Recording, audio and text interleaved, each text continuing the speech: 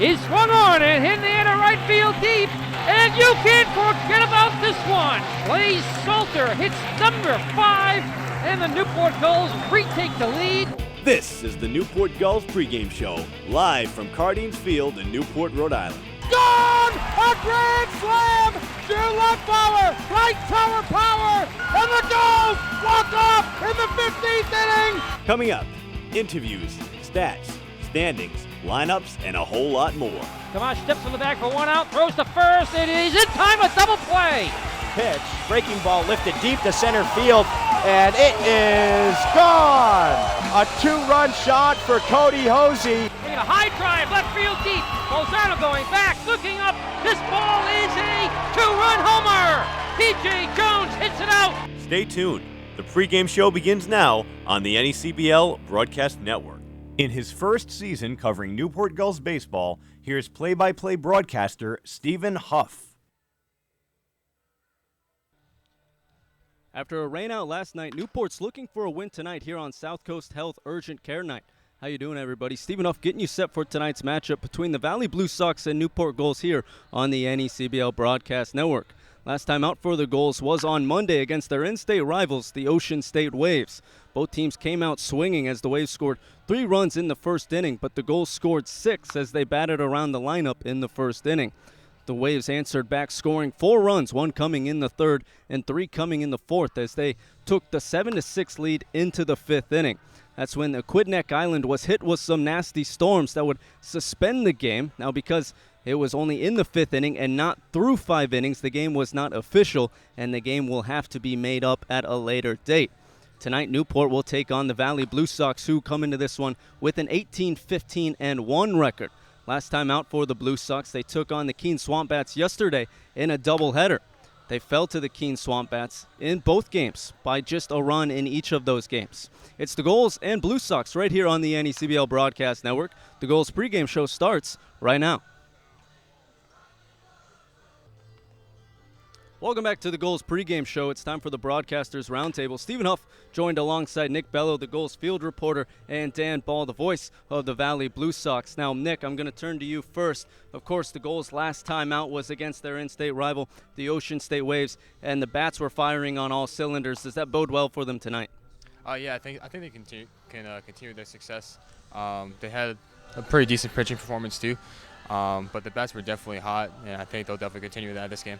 Now, of course, the game was rained out yesterday. The game against the Waves was actually suspended, so they didn't get to play all 9. Does that affect them tonight because they haven't played a full game in a couple days?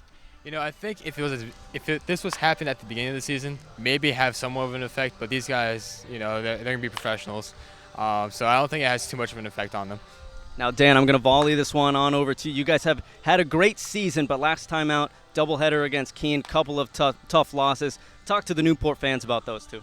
Well, 2 absolute heartbreakers yesterday for the Valley Blue Sox, a 4-3 and a 6-5 loss, respectively, the 6-5 one coming in 9 innings. 2 very hard-fought games. You know, the Blue Sox came out firing. They got runs in the first inning in both games, but just weren't able to hold the game and get it to extra innings. But they come with a lot on both sides of the bat. You know, they've been hitting well recently, and the pitching is really coming along as well. You mentioned hitting well for the Blue Sox. Who are some of those guys in the lineup that we can expect to see out there tonight? Well, it always seems to be Richard Constantine. He's starting for the Northern Division at first base. He's been fantastic this season and averaged up near 400. But the guy to watch for me is Griffin Lockwood Powell. He comes in on a 7-game hitting streak. He has RBIs in 6 out of his last 7. He's been dynamite as the designated hitter, and he's going to be somebody to look out for tonight. Well, it should be a good one tonight. Gulls pregame show continues next here on the NECBL Broadcast Network. Welcome back to the pregame show here on the NECBL Broadcast Network. Nick Bello here for Ask a Go. I'm joined by Mike Townsend and Colin Bender, who's eating a salad right now. Colin, what kind of salad is that? It's just a Caesar, plain Caesar, nothing special. It's all right. Where's it from? Honestly, I have no idea. Probably the supermarket. All right. So we're really here for Mike. I told Mike he could have some friends on with us today. So, Mike, first question here for Ask a Go. If you had to use a fungo bat in a real game, how would you do? What would you go from the plate? If I had to use a fungo bat, I'd probably snap it in half, so it wouldn't go too well. I don't think so. All right, so second question. Describe Justin Cherry's hair in one word. Luscious. Colton, you got a one-word descriptor for Justin Cherry's hair? Probably shouldn't say this. I won't say it. All right, we're gonna move on. We're gonna move on. You have to go on a 1-month vacation with a coach. Who would it be and why? Coach Z. Zackerson for sure. Why is that? He used to be a bodyguard. Colton, which coach are you going on 1-month vacation with and why? Oh, Coach Sorrell, he's the man. Yeah, easy. Favorite cartoon? SpongeBob. Ooh, favorite cartoon. Come on, Colton. Looney Tunes. That's a decent one. All right. Gatorade or Powerade? Ooh, that's tough, but I don't know. I'd say Gatorade. Grew up on Gatorade for sure, yeah. Colton, Gatorade or Powerade? Gatorade easy. Who would you choose as your teammate for a 2-on-2 basketball game? Carson Rudd. Why is that? He's 6'5" and can jam. Colton? Sam Jacobsack. Why? He's kind of lengthy. He looks like a spider. And he can probably jam. Yeah. All right, so our final question here is a trivia question. Only a few guys have gotten these trivia questions right. Are you ready? I'm ready. All right, so what street is Cardines Field located on? East Main Road. It's not true. I don't know it then. Okay. Colin, you know this one, you said. West Marlborough Street. Technically. Technically, can you name another? Bellevue. No, not Bellevue. Well, West Marlborough Street is right No, there. no, you're right. You're right. All right, so we'll count that one for Colton. Not really. No, you weren't really that close. Thank you guys, and the pregame show continues next on the NECBO Broadcast Network. Welcome back to the pregame show here on the NECBO Broadcast Network. Nick Bello here with one of our interns, Mike Abbott. So, Mike, first off, how old are you? I'm 14 years old. And so, Mike, what is your position here in Newport this summer? Well, my official title is a game day assistant, but I also do a lot of marketing work for the Gulls. And Mike, it was last game. We had you up on camera, so it's the first time you've had some media experience with the media department. What was that like? Take us through it. Well, let me tell you, Nick, it was fun. It was really fun. It was exciting to watch, pay attention to the game, and really film the players, and it was a blast. I had so much fun. And Mike, so next year, where are you going to high school? What are your plans in the future? Tell us a little bit about that. Well, I'm going to be a freshman at Portsmouth Abbey next year, right in Portsmouth. I have to play summer ball next year, and hopefully work in sports management. Well, we'd like to hear that, Mike. And so you've been here this is your second year, right? So second year here with the Gulls. What has been your favorite moment so far? Oh, definitely. That's a tough one, Nick. I'm gonna say. Probably when last year we had on Military Appreciation Night, we had 2 Marines race the bases. That was a fun time. That was a really fun game.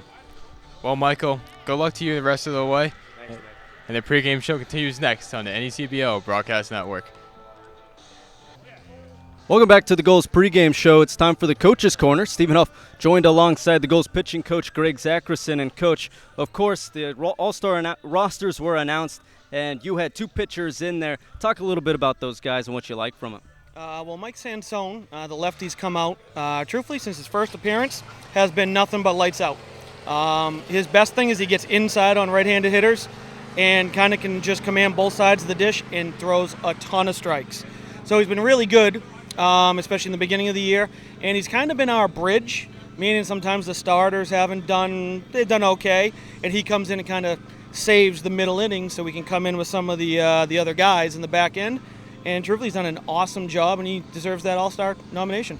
And then, of course, Carson Rudd in there as well. So Carson came in and didn't throw strikes right away, but you could see the live arm. But now that he's been throwing strikes, he hasn't allowed a run yet this summer. So he's got a live arm. It's kind of short-armed, and it comes downhill at you really hard. So he's kind of got some funk built in. And I'll tell you what, he's going to be pretty good. Just hope for him. We got to get him out in the mound more with all these days off. Now it's been going on. He hasn't built up enough innings to give us more. But he's got a good arm.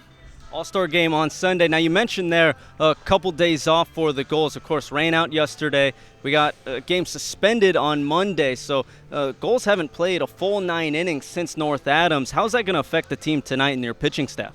Well, tonight it actually helps. So tonight it helps because now we'll have everybody available. The only thing is once we get by, let's just call it tomorrow and into, like, let's just say Thursday, Friday, what's going to happen is all hands on deck. So really it helps us tonight because we got everybody. But in the future, the way the tail end of this week and the beginning of next week is going to go, I got absolutely no idea. Because what's going to happen is everybody's going to pitch. We just had a position player throw a bullpen. We're on the phone trying to find arms. So, like, right now, it's almost as if we've got more games in the next 5 days than we've had any days previous to this, and with no flow, meaning all these days off, the rainouts, the suspended game, we haven't been in a groove. Some guys that they haven't thrown in more than a week. Some of the hitters haven't had a lot of ABs over the last week. So, you know, we're trying to find a flow, and we're going to go right from that right into the fire. So guys are going to end up pitching a lot, playing a lot, and it's going to come in a short span, so we don't have a lot of wiggle room. Of course, Justin Cherry starting on the mound tonight for Newport. What do you expect to see out of him, and what do you like from him? I'll expect his long hair out there. He does have the best hair in the league. So he's out there. He's going to go out there. You know what Justin does is Justin has got this moxie about him. He thinks that he's the best pitcher in the league, and he's a very good arm, but I love the way he goes and competes. He's got a lot of kind of intestinal fortitude, if you want to call it that, and he's good. And I'll tell you, when his changeup is on, he's really good.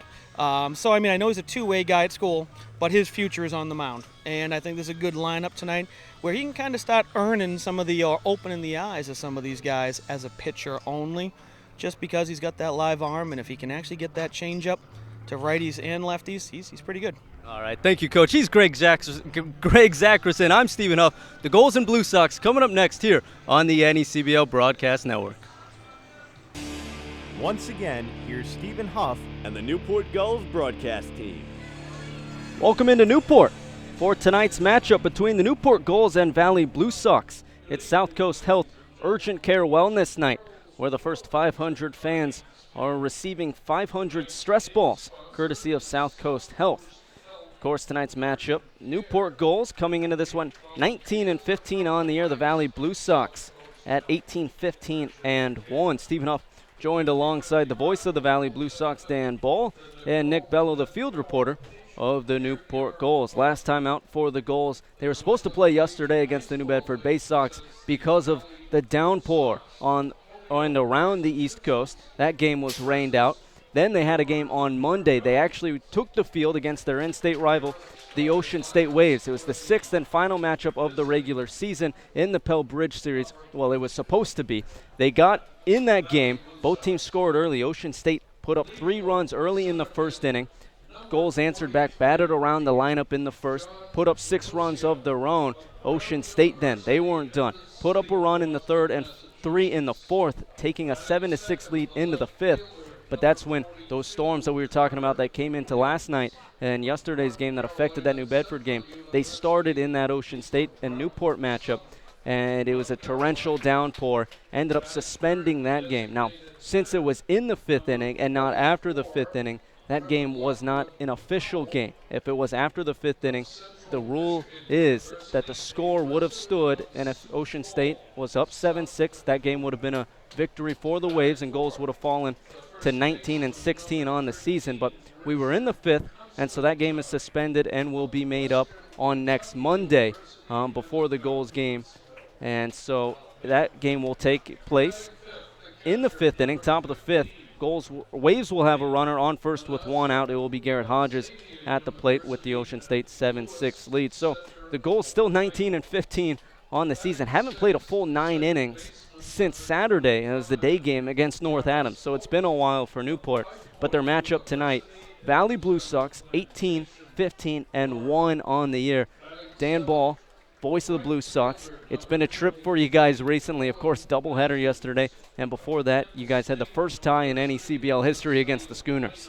It's been quite the weekend for the Blue Sox. They came into yesterday's doubleheader with the Swamp Bats, 4-0-1 in their last 5 games. They swept a doubleheader with the Sanford Mainers on Sunday. So coming into Tuesday, it was very positive for the Blue Sox. They were looking to sweep and get all the way as high as first in the Northern Division, but 2 tough luck losses yesterday at Alumni Field, 4-3 and 6-5 in extra innings.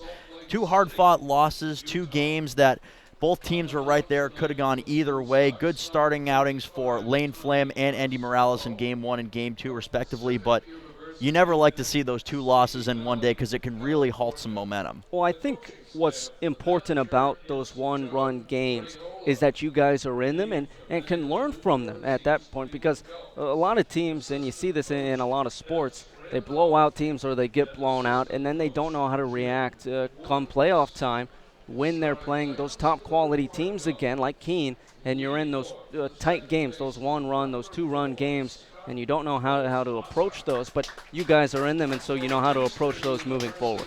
And that series with Keene, it ends 5-1 in favor of the Swamp Bats in the 6 games, but every game was decided by 2 runs or less, so it was that playoff-type atmosphere that you're talking about in every single game, and it really puts an extra importance on this game here in Newport for the Blue Sox. You don't want to go down losing 3 games in the last 2 days, going into a heavy stretch of Northern Division games. It makes this one very important here tonight. Well, and I like what you say there, because I think a lot of people, especially earlier in the season, thought, oh, it's a Southern versus Northern team matchup.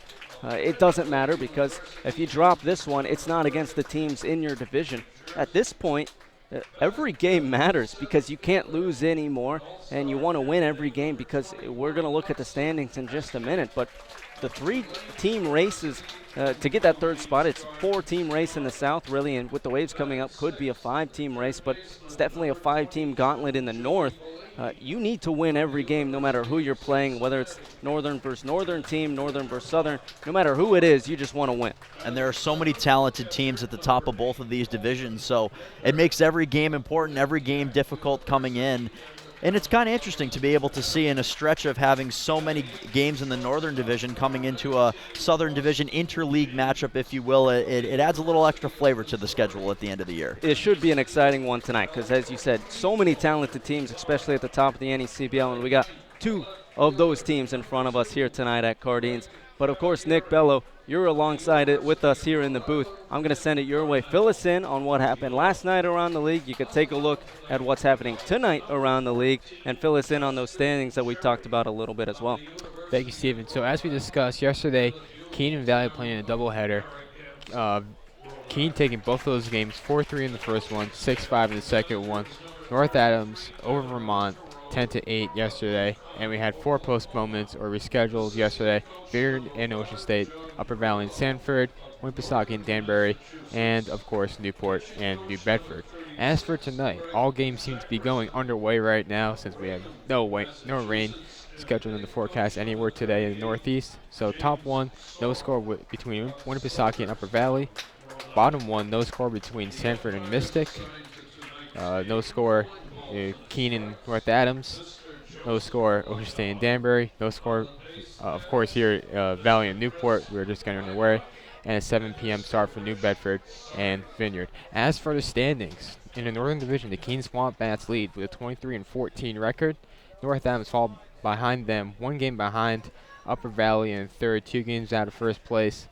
In 4th place, in 4th place, 3 games out are the Valley Blue Sox, who are here in Newport tonight. The Vermont Mountaineers also tied in 4th place, 3 games out. Sanford and Winnipesaukee are tied for last place, both 10 games out of the 1st place spot in the Northern Division. As for the Southern Division, the Vineyard Sharks are in the lead with a 22-13 record. Followed behind them is your Newport Gulls, 2.5 games out of 1st place. Followed behind the Gulls is the Mystic Schooners, 3.5 games out of 1st place. Behind them, Danbury Webster is 5.5 games out. Ocean State Waves are 7 games out, and the New Bedford Bay Sox rounding out the Southern Division, 11-24, and 11 games out of first place. So, Steven, my friend, back to you. Well, I mean, we talked about it. We talked about how many games were canceled yesterday and the day before because of all that weather. Thankfully, all the games are going to get played tonight, so it seems, if we don't jinx it, but the weather looks great. Now, we talked about the standings, and you went over them, but we talked about how talented and stacked that Northern Division is. Well, top 5 teams all within 3 games of each other. I don't know how you guys keep track of it because every day something's changing. It's absolutely incredible. That was one of the interesting things coming into the doubleheader last night against the Swamp Bats is originally the Blue Sox came in just 1 game back in the Northern Division, so you sweep that and you're up to first. You lose both games, and having some things move around you, you could be down as low as 5th. So it's just every single day you really don't know what to expect because you can end a game and it's a hard-fought loss, but you were right in it, and you just dropped 3 spots in the standings without anything else happening. And what makes it even more hectic and chaotic, the tie against Mystic. What could make this thing more, just insane for everybody? Wins and losses isn't enough, but now we can have ties within all of this. Of course, the Schooners right now, 3rd in the Southern Division, and they're fighting for that 3rd spot. Danbury just two games behind them, and Ocean State, one of the hottest teams in the NECBL right now, trying to push their name for that spot in the Southern Division playoffs. And so now you get both sides of it with those ties, and that just adds to it all. And of course, with the way this season has worked out thus far, you wouldn't be surprised to see that tie for either Mystic or the Blue Sox being the difference in either making a playoff spot or losing it. So of course, you had to have that extra monkey wrench thrown into the situation with the tie a few nights ago, and it'll be very interesting to see how that kind of plays out when everything is said and done. Well, I got to ask, because you and Laura Hoover were a part of the first ever broadcast in the NECBL that ended in a tie. What was that like? Obviously, it can't feel good because it wasn't a win, but it doesn't feel bad because it wasn't a loss. What was that experience like? How did it play out? Well, it was so very exciting to see everything happening because in the top half of the 11th inning, the Schooners took the lead after it looked like they had taken the lead in the 10th, but a runner was called out. He hadn't tagged up at 3rd base in time on a sacrifice fly, so called out in the top of the 10th. The Schooners then take the lead in the top of the 11th. The Blue Sox come back to tie the game, and it ends in a tie. And on top of it being 101 degrees in the broadcast booth and a light rainstorm on top of that around the 8th or 9th inning that the two teams played through, it was quite the broadcasting experience for myself and Laura down at McKenzie Stadium. I mean, it seems absolutely incredible, but as you said, that is the monkey wrench that everyone needs, and that could be the difference maker that changes things for the playoffs. You look at it now in the Northern Division, Valley on the outside looking in, but so much left to be played for, and you guys have a doubleheader coming up after this one as well. That's absolutely right. There's a doubleheader coming up tomorrow with the Ocean State Waves, and the big one coming up in just a few days next week is with the North Adams Steeplecats, who currently sit in 2nd in the Northern Division. So there are a number of games still to be played. The Blue Sox come in with 34 games played so far, so still another 10 to decide where these teams go. And really, to be safe, you need to be able to win 6 or 7 of those 10 games to even give yourself a chance to be in one of those 3 spots. Yeah, and if you think about it, you have 10 games to be played in 8 days. And then you have the buffer day that is the 2nd. The playoffs start on the 3rd. And so you could have one of those games maybe be switched over to that 2nd of August, but most likely it's going to be 10 games in 8 days for you guys. And so a hectic schedule. It's going to test the depth of the Blue Sox, but so much is going to change in the Northern and Southern Division. But what we're going to do now, we're going to send it down to the field for tonight's national anthem. 82.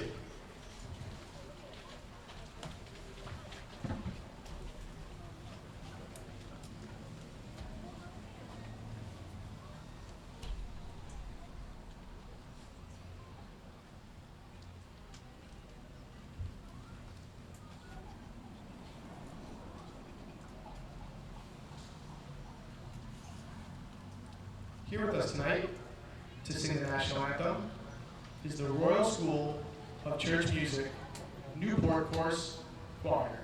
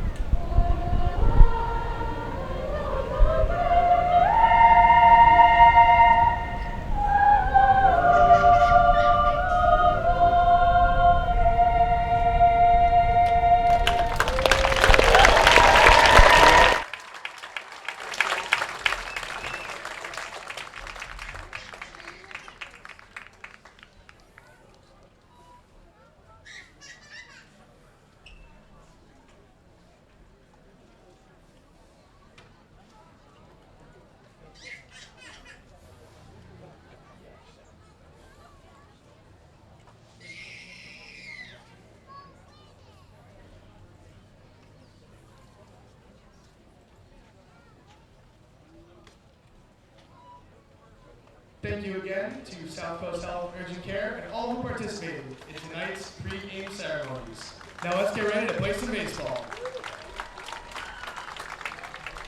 Tonight's national anthem was sung by the Royal School of Church Musicians Newport Choir, and the honor guard tonight was the Portsmouth Troop 82.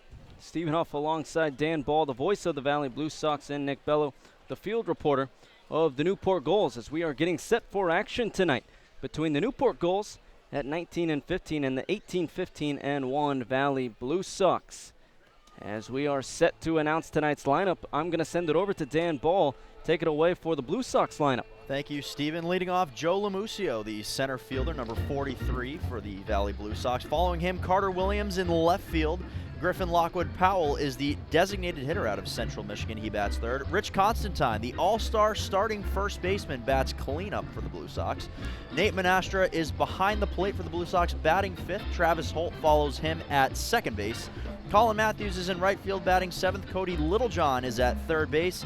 And Matt Richardson is playing shortstop and batting ninth for Tommy Costello, who will be on the mound today for Valley. Towing the rubber for the Gulls facing off against the Blue Sox is the URI righty Justin Cherry. He will be making his seventh start on the mound for the Gulls. He has a 4.85 ERA through 29 and 2/3 innings pitched. He's given up 18 runs, 16 of them earned off of 35 hits and 12 walks. He struck out 25 batters in those 29 and 2/3 innings pitched. Now for the Gulls starting lineup, it will be Scott Holzwasser leading things off, the Northeastern second baseman. Following him is Isaiah Thomas playing right field from Vanderbilt. Batting third is Chris Hamilton, the Stony Brook first baseman. Batting cleanup for Newport is Justin Henry Malloy, the Vanderbilt designated hitter tonight for Newport. Batting fifth is Hudson Haskin, the Tulane center fielder, also the Newport All-Star candidate. If you go and vote right now on vote19.necbl.com. Following him is Joey Bellini from Cincinnati. He'll be playing third base tonight. Batting behind Bellini is Colton Benner, the Quinnipiac catcher. Batting eighth is Austin James, the Missouri shortstop. And rounding out the order for the Gulls is Greg Cavalieri, the URI left fielder. And then, of course, facing the Gulls on the mound for the Blue Sox. Who is it, Dan?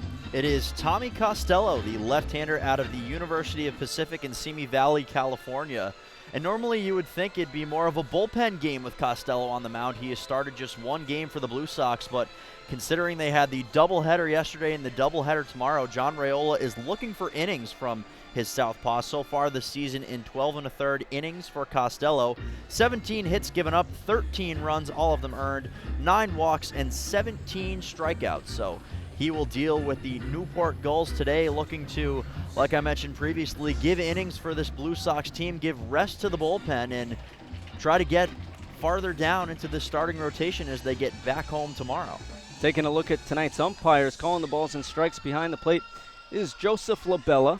And in the field tonight is Rich Sarney and Chris Lima. Now we want to take a look at the weather tonight. Of course, it's been a factor the past 2 nights in Newport, but looks to be mostly sunny here in Newport. 74 degrees, perfect night for baseball. 8-mile-per-hour wind coming out of the south and only 73% humidity. A great relief considering the past week or so we've been having humidity 90%, 95, even a couple nights 100% humidity. So 74% humidity is pretty fantastic, fellas. Oh, it's perfect. It's almost fall at this point here in Newport. And I have to give you credit for wearing the sport jacket through those 90-plus degree days. That is no easy feat to accomplish. I tell you what, it's part of the job, and you learn to love it. You know? well, the suit jacket hides the sweat stains. Exactly. There you go. Exactly. No one wants to see me without it. So. Taking a look at Newport's defense, going from left to right in the outfield. Cavalieri, Haskin, and Thomas. Left to right in the infield as well. Joey Bellini, Austin James, and Scott Holzwasser, and Chris Hamilton. And behind the plate, Colton Bender with, of course, Justin Cherry on the mound. Cherry, of course, on the mound for the Gulls. I talked to Greg Zackerson, the pitching coach for Newport, on the mound, or about Justin Cherry, who's starting on the mound. And he said Cherry has the best flow not only on the team, but has the best hair in the NECBL. And I can't argue with him, but you've seen the Northern Division more than me. I don't know if there's anyone out there that off the top of your head you could argue about. I mean, the first thing that hit me when I was watching him throw his warm-up pitches is, wow, that is some elite flow that he has coming out of the back of that. Back in the day. That is that's a fantastic way to put that. If you're listening to us on the audio broadcast on the NECBL Broadcast Network, it is DeGrom-esque, maybe even a little bit Noah Syndergaard on that blonde side. Now that he's been in Newport for a month and a half, it's been able to lighten up a little bit, but a fantastic head of hair for Justin Cherry. So if he pitches half as well as his hair is looking right now, he's in for a pretty good day. That was just the start of the interview with Greg Zackerson. He said he had moxie, and then he said he had intestinal fortitude. And I didn't want to know what that meant. And so we just took it and ran with it, and I wrapped up the interview after that because I didn't want to know what the next question might bring after that one. Well, it's funny you say that because I asked on Ask a Goal today where we take, some questions and we ask some funny questions. We asked some of our players them. I asked Mike Townsend what one word to describe Justin Cherry's hair. Yes. And he said luscious. Luscious. And that is the best way to describe it, in my opinion. That is a journalism quality description there for the luscious locks of Justin Cherry. I think the intestinal fortitude might have been a little off base. Yeah, I'm not sure what that means. Like maybe we should give him some buffalo wings and see what that means. First batter Cherry is facing is Joe Lamuccio. First pitch missing low for ball one. Righty on righty matchup for Cherry on the mound as he pulls back his hair behind his left ear. Out of the windup on the 1-0. Looked to be a fastball swinging and missing as Lamuccio on the outer half. 1-1. I'm trying to grow my hair out this summer, and it can't get as good as that, though. Yeah, I mean, that's years of effort from Cherry. Now this 1-1 fouled back into the backstop. 1-2. What you're going to see from Cherry on the mound, a lot of fastball changeup. And I talked to Zackerson. Of course, some of the interview was serious, and he talked about how when that changeup is on, it's going to be his most dominant pitch out there on the mound. And when he can sequence it with that fastball, this guy can be nearly unhittable on the mound. As he does throw a changeup there, it's going to be chopped over to Bellini at third. He picks it up and throws to first in time for out number one. And that's the value that you can see with a good changeup. You're going to have these top hitters in the Blue Sox order rolling over it all day, and that's exactly what Lamuccio did there. A changeup low in the zone, not able to elevate that one was Lamuccio, grounds it towards the third baseman Joey Bellini, and an easy first out for the right-hander Cherry.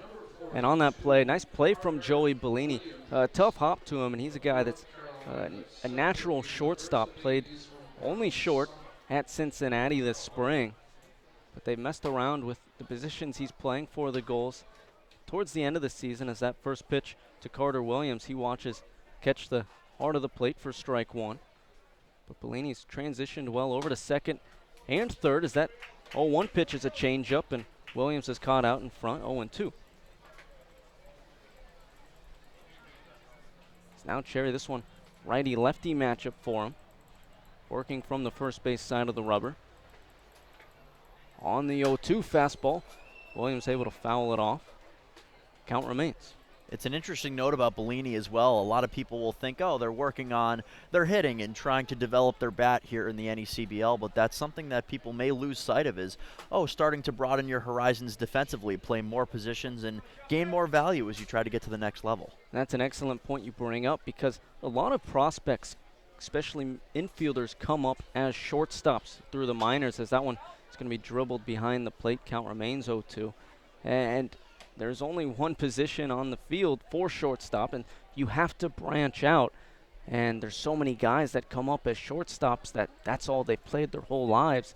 So you have to play a little bit of second, a little bit of third, and Bellini's done a great job of it here this summer for Newport as this 0-2 fastball misses up 1-2. And it's better to start in a league like this, which main goal is to develop guys, but you're still playing against the best talent, some of the best talent across, collegiate baseball. It's better to start here than in the minor leagues. Now Cherry shaking off. Bender behind the plate on this 1-2 fastball, spikes it at the plate, 2-2. And you see a guy like a Brock Holt or a Ben Zobrist who are utility guys in the ultimate definition, but they're always getting contracts, they're always being paid, and they're very valuable to the team that happens to have them. So now Cherry 2-2 offering. Fastball chopped right back to him. He trots on over to first and flips it to Hamilton in time. So 2 away quickly here in the top of the first, and I love that comparison with Holt and Zobrist because Holt's obviously, newer in the league, but Zobrist has been around forever, and you see, he travels with Joe Madden to any team he goes to, but he's invaluable to some of these championship-winning teams in the major leagues, and you see the success that Holt has had and how he's skyrocketed to the major league level. And part of that is because of the versatility that he brings, is that first pitch misses low to Lockwood Powell, 1-0. Yeah, if you think about the versatility of a guy like Brock Holt, Ben Zobrist, it saves roster spots on your team. You can just have one guy who can play any position. Now this 1-0 changeup caught Lockwood Powell out in front, 1-1. And then you can have guys like in the Cubs lineup that you just want to get some playing time. As this fastball misses low, 2-1. And you need to find playing time. Like when Schwarber was coming up, or you have some corner infielders, maybe Javi Baez up the middle, even Addison Russell, and you want to get them playing time, so you stick Zobrist out in the corner infield, or you stick him at third at times. As this 2-1 slider catching the low corner, low and away, 2-2. So you stick him at third or even first at times if Rizzo's getting an off day, or you stick him at second, you're able to put Schwarber in left. That versatility, as this one's going to be grounded right back up the middle. First hit of the day for the Blue Sox, coming with 2 outs. That adds so much, as Nick alluded to the team, because guys like Bellini, Zobrist, Holt have worked with those other positions that now opens some playing time for other guys. And especially the way that Joe Madden manages in the National League, where he's making double switch on double switch and changing the second baseman and third baseman depending on who's batting. It's so valuable, but for Griffin Lockwood Powell, that extends his hit streak now to 8 games. He's been on fire for the Blue Sox, and he's on first here with 2 away. And you have to love the 2-out hitting. That adds another level to this team, as that first pitch to Richard Constantine. He takes a fastball high and fouls it off behind the plate. 0-1, and Constantine's one of those names in this lineup. You talked about it in the pregame segment that we had. Hitting .392, leads the team with 51 hits, has some pop to his bat.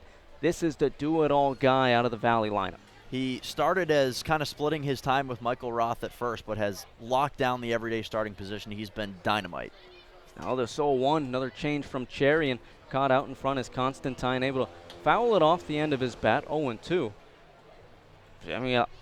Talking about how he hits almost 400 on the year, leads the team in hits, but 7 doubles and 7 home runs to go along with it. A lot of guys sacrifice the average for power or vice versa, not with him. And it's a little bit of a cliche at this point, but he also has the clutch gene too. He does it at the right time, which is equally as important. Now the 0-2, he's going to chop foul along the third baseline. Battling at the plate is Constantine. So is there anything he can't do?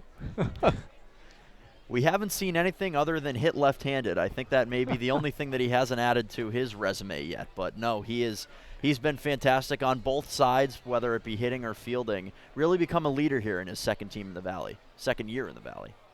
Now this 0-2 offering fastball, catching Constantine swinging for strike 3, first strikeout of the day for Cherry.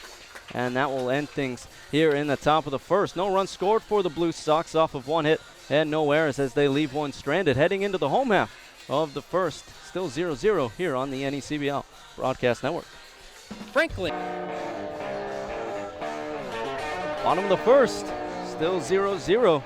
Stephen Huff joined alongside the voice of the Valley Blue Sox, Dan Ball, and Nick Bello, the field reporter of the Newport Gulls, as it will be Tommy Costello on the mound for Valley Blue Sox.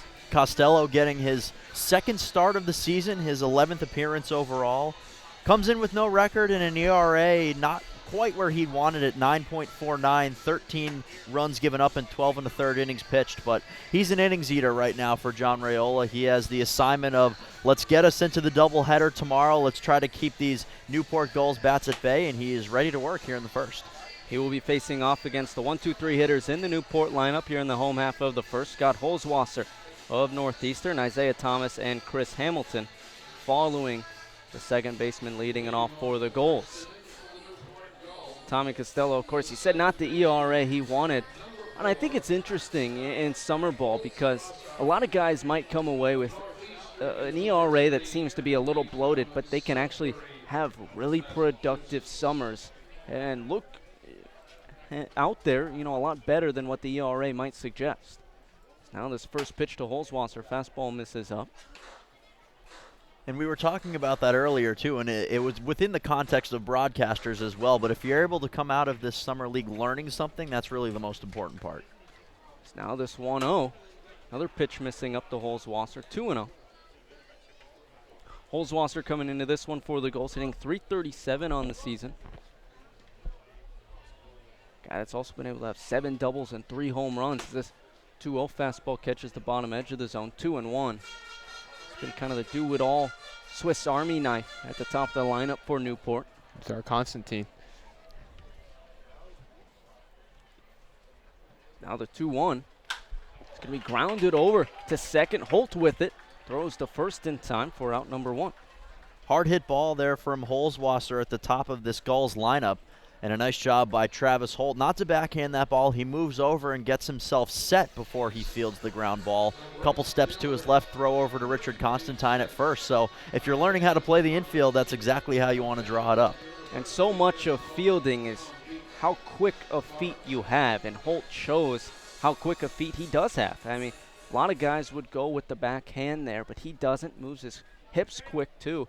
Able to make a quick play against a quick hit ball from Holzwasser and retire the first Newport batter for out number 1. That first pitch to Thomas misses low and away for ball 1. Be a lefty on righty matchup for Costello on the mound. Now this 1-0 fastball catching the corner low and inside, 1-1. And a lot of times with fielders, when they're missing throws to first base, you wonder why is that happening. It's not being able to get those feet in motion and setting your feet. It's a small detail, but it can be so important. Now the 1-1 to Thomas. Change up catching him out in front, 1-2. So both pitchers for both teams going with fastball change-ups early on.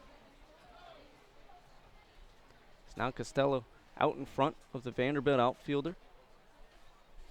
The 1-2 offering, missing low, 2-2.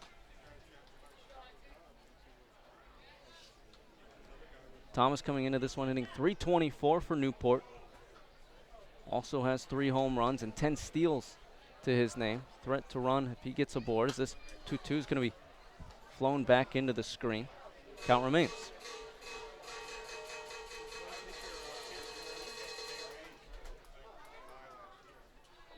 Thomas, one of those great additions to Newport's team as the year has gone on, of course, arriving late after winning the national championship with Vanderbilt, but been one of the mainstays in Newport's lineup at the top of the lineup. It's this 2-2. He's going to pop up behind the plate, giving chase as Menastra, but out of play. Count remains. Yeah, he was just one of these guys who, when you first saw him, the first day he came in, he really impressed everybody. And that's the reason why he's been at the top of his lineup for so long.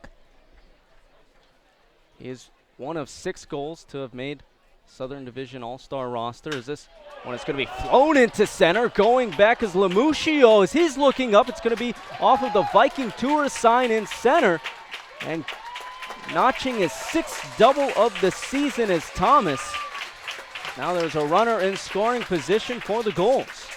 And Thomas hit that one about as far as he could out towards dead center field over the head of Joe Lamuccio, nearly putting that one out to dead center field. A great piece of hitting by the right-hander, getting the fastball he was looking for and driving it.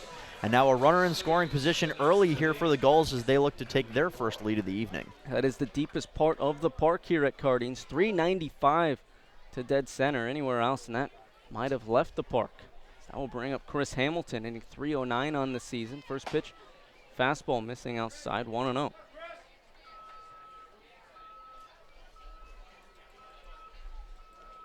Lefty on lefty matchup for Costello.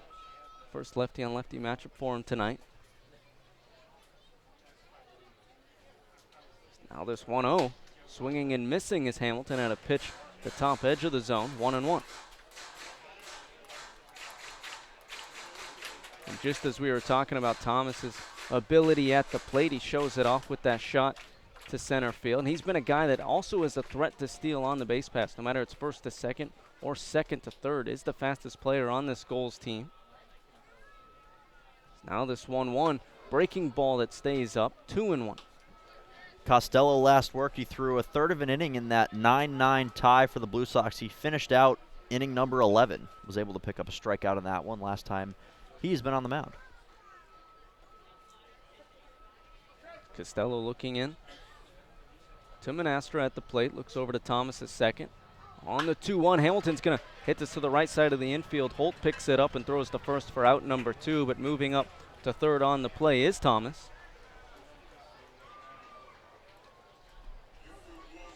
So with 2 away and a runner 90 feet from scoring, that will bring up the cleanup man in the Gulls lineup, Justin Henry Malloy. Malloy on the season second in the Newport Gulls for batting average with a .345 average, 5 doubles, and leads the team with 5 home runs. Now this first offering misses up and away, 1-0. He will start at third for Newport for the Southern Division in the All-Star game, and he will also represent Newport in the Home Run Derby. Now this 1-0 fastball misses up, 2-0. Well, the 2 cleanup hitters in the lineup today between Malloy and Constantine, the 2 representatives from these 2 teams, and I'm excited just based on watching Rich Constantine all season and being able to see Malloy in the box here, what both of these guys can do up in Vermont.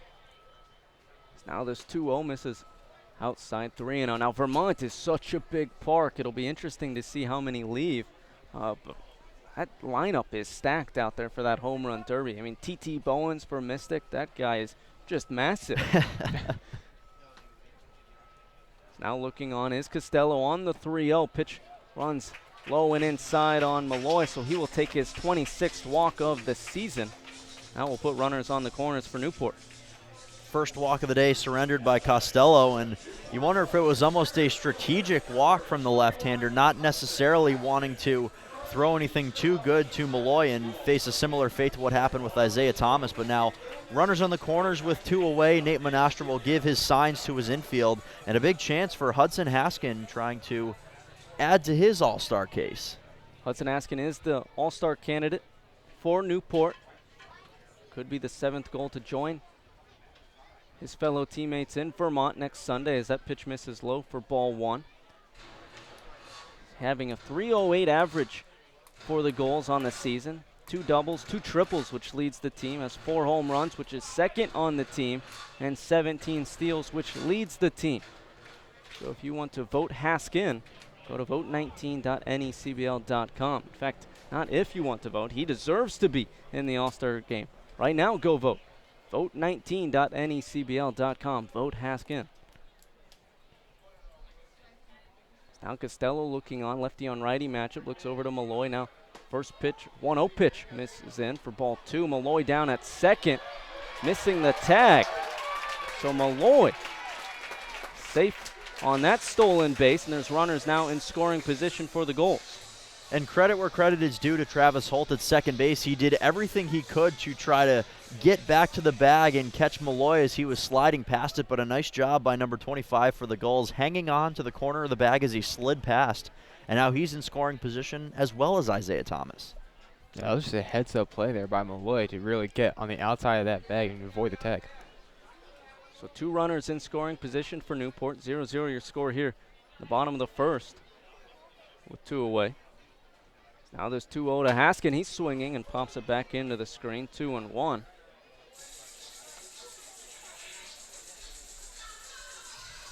Haskin this spring for Tulane. .372 average, .459 on base, .647 slugging. The only guy to outdo him was Cody Hosey, former Newport Gull and first-round pick in the 2019 MLB draft. Is this 2-1 pitch? It's going to fly into right, giving chase is Matthews towards the warehouse. They're going to call it foul. 2-2. And a heads-up call being made down that first base line, but it appears that there's going to be a challenge, and it looks like this may be a 3-run home run as John Raiola is out quickly to have a conversation. The call was made down the first base line that it was foul, but was there a call at home plate possibly? I missed it. And it appears it may be foul again after all of this. Oh man, this isn't going to make either head coach happy, whatever the call is. Initially, the first base umpire, Richard Sarney, ruled it foul, and then it was changed to a home run. Haskin touched home plate, but now it is changed back to the original ruling. That is a foul ball, and so the count is now 2-2. Haskin gave it a ride, but he finds himself back in the box here against Costello. Now this 2-2 fastball misses outside, count now full. I was hoping to get a clue from our fans on the top of the warehouse down the right field line as to where that ball was, but they were not much help in that situation. They were no help, but they had the best seats right there. They could have made the call. That's right. Yeah, since we don't have instant replay in the league, they could have been our instant replay. If the All-Star game ever comes back to Newport, they could throw, instead of putting the umpire down the right field line, throw him on the warehouse. You'll get the perfect call there. This is 3-2. It's going to be chopped over to the third base side. Diving forward is Richardson at short. He can't come away with it into left field. It will score one for the Gulls. Throw to the plate, not in time. So a 2 RBI, 2-out single for Hudson Haskin breaks the ice here at Cardines as Newport is now up 2-0. And that's a clutch piece of hitting and a nice job to reset for Hudson Haskin. He nearly had a home run, then he didn't, but he's able to reset himself in the batter's box and drive in 2 runs as he squeaked the ball right past the dive of Matt Richardson. A nice job by the right-hander to drive in those runs with 2 outs, and the first lead for either team goes to the Gulls. Yeah, he's just going to add 2 more RBIs to his already impressive resume for the All-Star game. So Haskin's hit gives the Gulls the lead here. The bottom of the first. That first pitch fastball misses low and away to Joey Bellini, 1-0. 2 away here in the bottom of the first. Gulls up 2-0. Costello looking on. Runner takes off for second. It's going to be lined into the right center gap. Haskin thinking 3. The throw in is to second, so Bellini is now aboard first with a 2-out single, and there's runners on the corners for Newport. And a perfectly executed hit and run there by Kevin Winterow down the line. Running on the play was Hudson Haskin. He was looking for his 18th steal of the season, but Joey Bellini goes the other way with that one towards that right center field gap. That's how you go with the outside fastball. And now runners on the corners, and already the 3rd hit in this inning and the 4th base runner here for the Gulls. And that's something the Gulls did often at the beginning of the season, the hit and run. They shied away from it as the season went on, but it proves to be a difference maker here in the bottom of the first. Could earn them some more runs with Colton Bender at the plate now with 2 away. Haskin on third, Bellini on first, as there is a meeting on the mound between Manastra and Costello, the catcher and pitcher tonight for Valley. As the Quinnipiac catcher settles in at the plate for Newport, hitting .310 on the season for the Gulls. Another lefty on righty matchup. First offering, fastball missing outside, 1-0. Bender leads the team with 8 doubles as well to go along with that .310 average. Showing some pop to his bat. Now this 1-0 pitch missing up, another fastball, 2-0. And Bender ended up being a big part of that MAC championship winning Bobcats team. He played a little bit of the outfield too when teammate Anthony Cruz was catching, but he fit right into the middle of the order for the Bobcats and will be huge again. What a historic run it was for Quinnipiac. This 2-0 pitch is going to be flown into right. Matthews underneath, looking up as it goes off the wall. Initially looked like he was underneath it, but that will score 1 for the Gulls. Cut off at second, throw to the plate, not in time. So a 2 RBI double with 2 away, and that will score 2 more for the Gulls. They are now up 4-0. Well, Bender showing that power, this time to the opposite field. He was bidding for his first home run of the summer. but another two-bagger for the right-hand hitting catcher as he puts it high off the wall. And a little bit of a delay by Travis Holt. Holding on to that ball allowed the second run to come around and score in Joey Bellini. And a big inning here for the Gulls to begin things in the first. Matthews had a late read off the bat of that ball. Looked like he was settling underneath it. Then picked it up and turned and looked to the wall as it bounced off it. But you're right, it was a late relay throw as this one's popped into right. Looking up at the wall again is Matthews, and it's going to bounce off of it. That's going to score another for the Gulls, and James is aboard with a double. 5-0 Newport.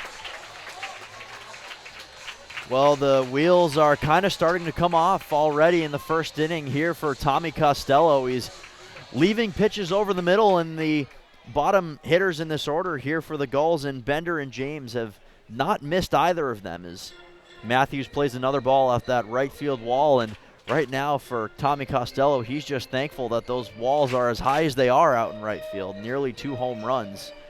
Jim Woods will come out to the mound and have a conversation, and I think it's a pretty needed conversation at this point. They might start warming up an arm in the Valley bullpen. That is 4 straight hits giving up and 3 doubles along in those 4 hits, all coming with 2 outs as well. So with a runner in scoring position now for the Gulls, that will bring up the 9-hole hitter, Greg Cavalieri, switch hitter from University of Rhode Island. Hitting from the right side as he's facing off against the lefty on the mound, Tommy Costello. First offering, breaking ball missing up and away, 1-0. You know, Cavalieri is a guy you can't really take lightly either. He although he's in the 9-hole, he does have the tendency to really, get on base a lot and set up Scott Holzboss or whoever's in the first batting slot. Now this 1-0 breaking ball drops into the zone. Cavalieri taking for strike 1. Cavalieri does take, or as you said, can't take him lightly. He does lead the team in average with .355 batting average. Does have 7 doubles and a triple on the year. Also hit his first home run in the last full 9-inning game that the Gulls had, as this one's going to be off his fists and over to Constantine at first, who was able to glove it for out number 3. But the Gulls do score 5 off of 5 hits as they leave one stranded heading into the second. Newport's up 2-0 here on the NECBL Broadcast Network. 5, 6, 7 hitters due up for the Blue Sox here in the top of the second, as the Gulls scored 5 runs in the bottom of the first, running through 9 batters, the whole lineup, to tack on those 5 runs. Stephen Huff alongside the voice of the Valley Blue Sox, Dan Ball, and Nick Bello, the field reporter of the Newport Gulls. It will be Nate Manastra leading things off for Valley, the catcher for the Blue Sox, facing off against Justin Cherry, the starter tonight for Newport. Righty on righty matchup. First offering, fastball in there for strike 1. Manastra on the season for Valley, hitting .278. Now this 0-1 pitch is going to be chopped over to the left side. James with it, and it's going to be off the end of his glove. And that will be an E6. And that will put the leadoff man aboard for the Blue Sox. Well, that may just be the break that the Blue Sox offense needs here. It looked like a relatively routine play, but Austin James picked his head up just a little bit, looking to try to beat Manastra down to first with that throw. It will go as an error. So a little bit of a lucky break to begin things here in the second. So that now will bring up Travis Holt, second baseman tonight for the Blue Sox. First pitch fastball missing low for ball 1. And yeah, it seemed like James had the play, but as you said, it was just coming to his glove, and he started to peek at first base, and that led to that error. High chopper, a slow rolling ball coming to short. It's a tough play for any shortstop.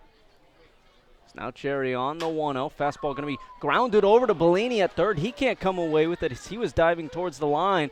Runner over to third now, in Manastra sliding in safely. Moving up on the throw is Holt to second. So 2 runners now in scoring position. Still no outs. So that will now bring up Colin Matthews for Valley. Well, Travis Holt had a 5-game hit streak snapped in game 1 of the doubleheader yesterday against the Swamp Bats, but he has really come on strong here in the month of July, and he shows it there, grounding one just inside the bag past the dive of Joey Bellini. So 2 base runners to begin things here against Justin Cherry for the Blue Sox, and Colin Matthews will look to get something started and change that 0 on the board.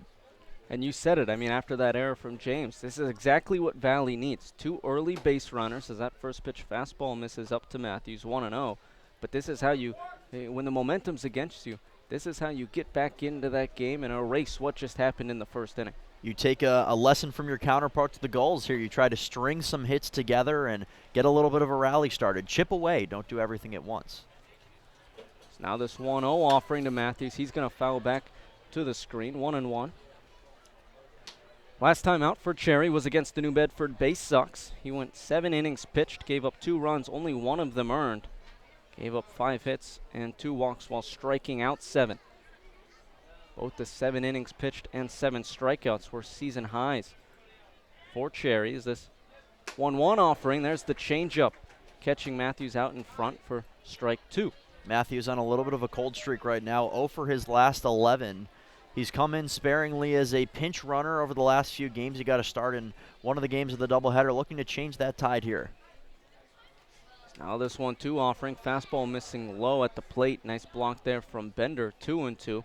You mentioned Matthews 0 for his last 11. He still has a 241 average, so that average must have dipped quite a bit with that 0 for 11 drought he's in. But that just goes to show he was one of the better hitters in this Valley lineup, and that he does have the stuff to turn it around. So now this 2-2 offering. Fastball going to be chopped down the third base line. Bellini has it, throws to first, not in time. It's going to pull Hamilton down the line closer to home plate, so no one moves on the play, but Matthews is now safe at first. Bases loaded now for the Blue Sox with no outs. And that was a tough play there at third from Bellini. Did a nice job to try to throw across his body on that one, but the 0 for 11 streak is snapped on the single to the third baseman. And Matthews came in hitting 288 on the road, so he's liked it away from Mackenzie Stadium, and he continues to ride that wave on the road. Well, now the bases are loaded for Valley, and that will bring up Cody Littlejohn, third baseman tonight for the Blue Sox. First pitch fastball, the bottom half of the zone, 0-1. Littlejohn of Tennessee Tech comes into tonight hitting .233, but he does have 3 home runs to his name. Cherry stepping off the mound and resets.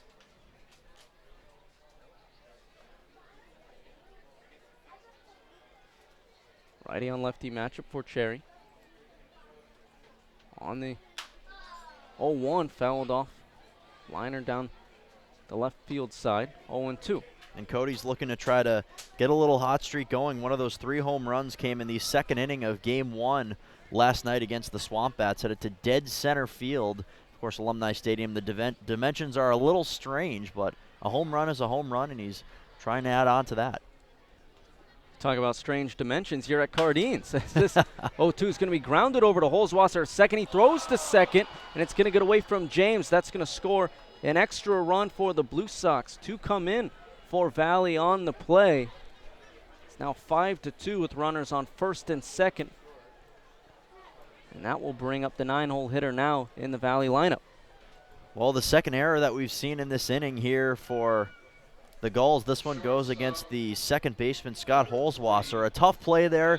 It may have behooved him to try to just get the out at first as the ball wasn't hit very hard. But 2 runs coming on that play as a result. And now the Blue Sox, after a tough bottom half of the first inning, bring the tying run to the plate. Scott's one of the better defensive players on the Gulls. So I'm not surprised to see him be aggressive on that play because he has the talent to do so, but it just didn't go his way as this one's popped up into foul territory along the first base side, and Hamilton is there right at the fence.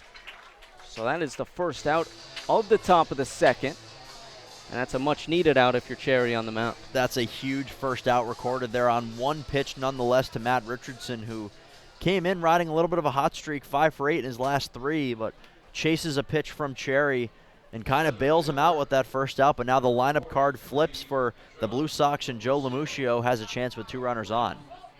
Joe Lamuccio is up for Valley with runners on first and second. Yeah, definitely a nice relief for Cherry as that sets up now the first and second double play situation. Righty on righty matchup. Catches Lamuccio swinging at a slider for strike one.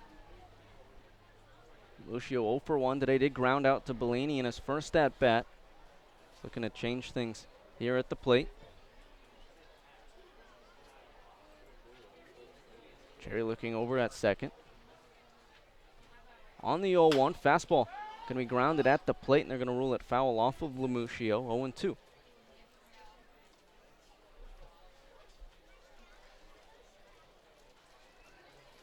And this seems like a huge pitch for both sides. You know, a huge at bat nonetheless. Lamuccio trying to battle back and find himself something at the plate. But 2 outs in this situation with runners on first and second versus 1 out, and moving the runners along and keeping this threatening inning going for the Blue Sox. So now Cherry on the 0-2 offering, comes in and hits Lamuccio. That will now load the bases for the Blue Sox on that free pass.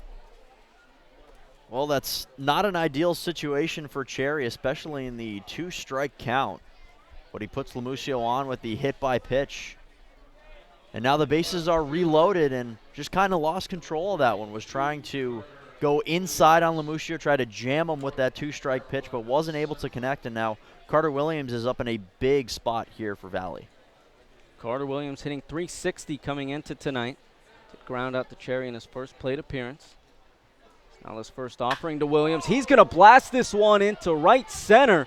Looking up is Haskin, and that one is gone. A grand slam for Valley, and that will give them a 1-run, 6-5 lead.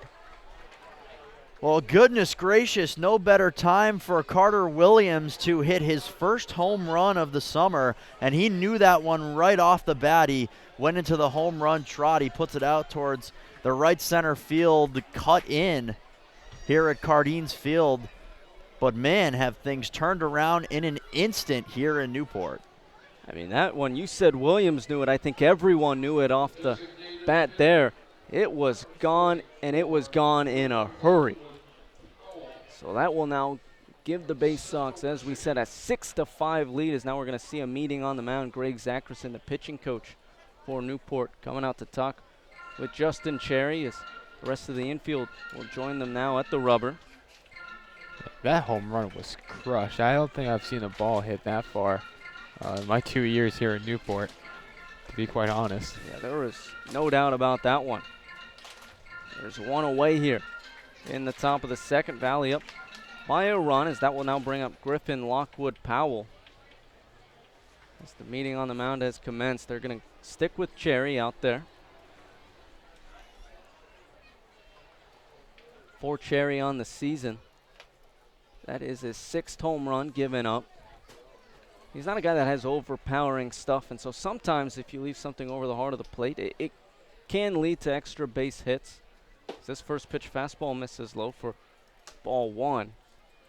But he is at the same time one of the most effective pitchers on this Newport staff. And so it's not like he's given up home runs left and right and extra base hits left and right, as this 1-0 pitch misses low, 2-0. Yeah, I definitely don't think what we just saw this inning is grounds for taking him out next inning.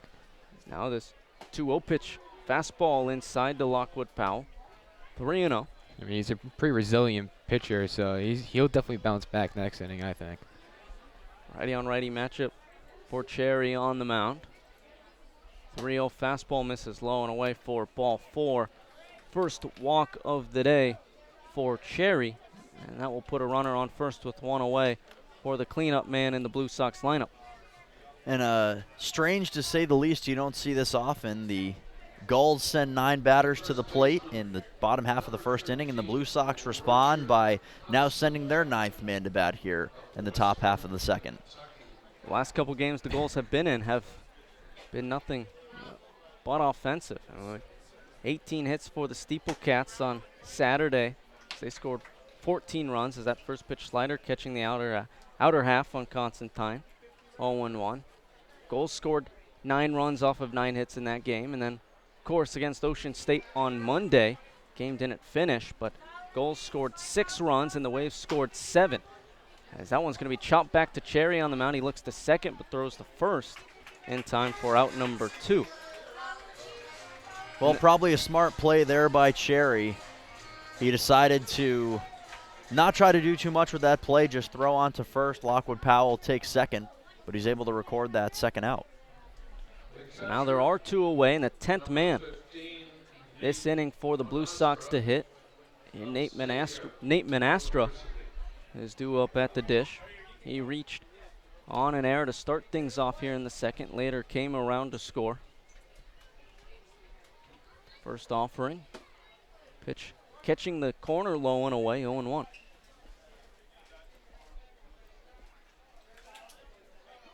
Righty on righty matchup for Cherry on the mound.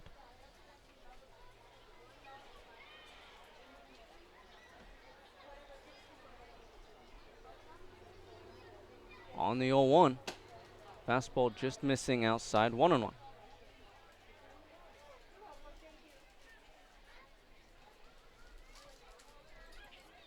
It'll be interesting to see how the Gulls bounce back. Obviously, it's still just a 1-run game, so you're not forced to go to the bullpen just yet. Now this 1-1. Pitch misses outside, 2-1. Although Cherry was tagged and gave up 6 runs in this inning, some of them unearned, obviously, but not the outing he's wanted so far, at least in the second inning. Gulls still, their hand isn't forced to make a change on the mound. As now neither it is for Valley, as that 2-1 pitch, fastball catching the bottom edge, 2-2. And I think you can't lose sight of the fact, too, that we're still only in the top half of the second inning. There is almost an entire game left in front of us right now.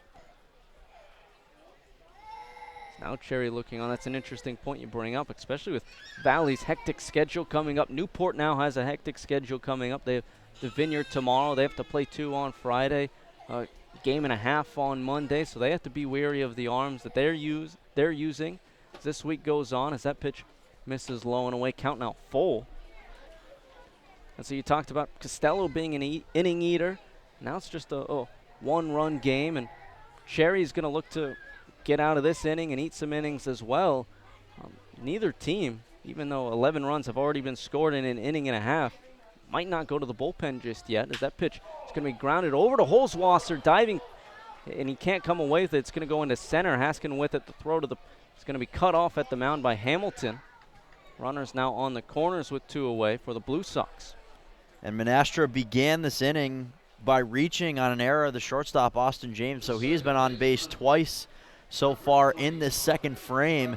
And a tough break from Scott Holzwasser, too. He was covering the bag at second and was moving back to his position, and then Nate Manastra hit the ball right back up the middle where he came from. So nothing he can do about that. Runners on the corners, and Travis Holt will look to add his second hit so far in this frame.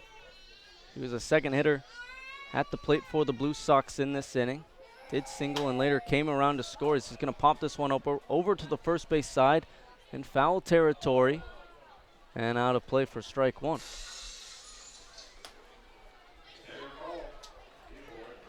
Holt coming into tonight. He's hitting .286, 4 doubles, 14 walks to 9 strikeouts. He's a very disciplined hitter at the plate. Now this 0-1 fastball. This thing inside, 1-1.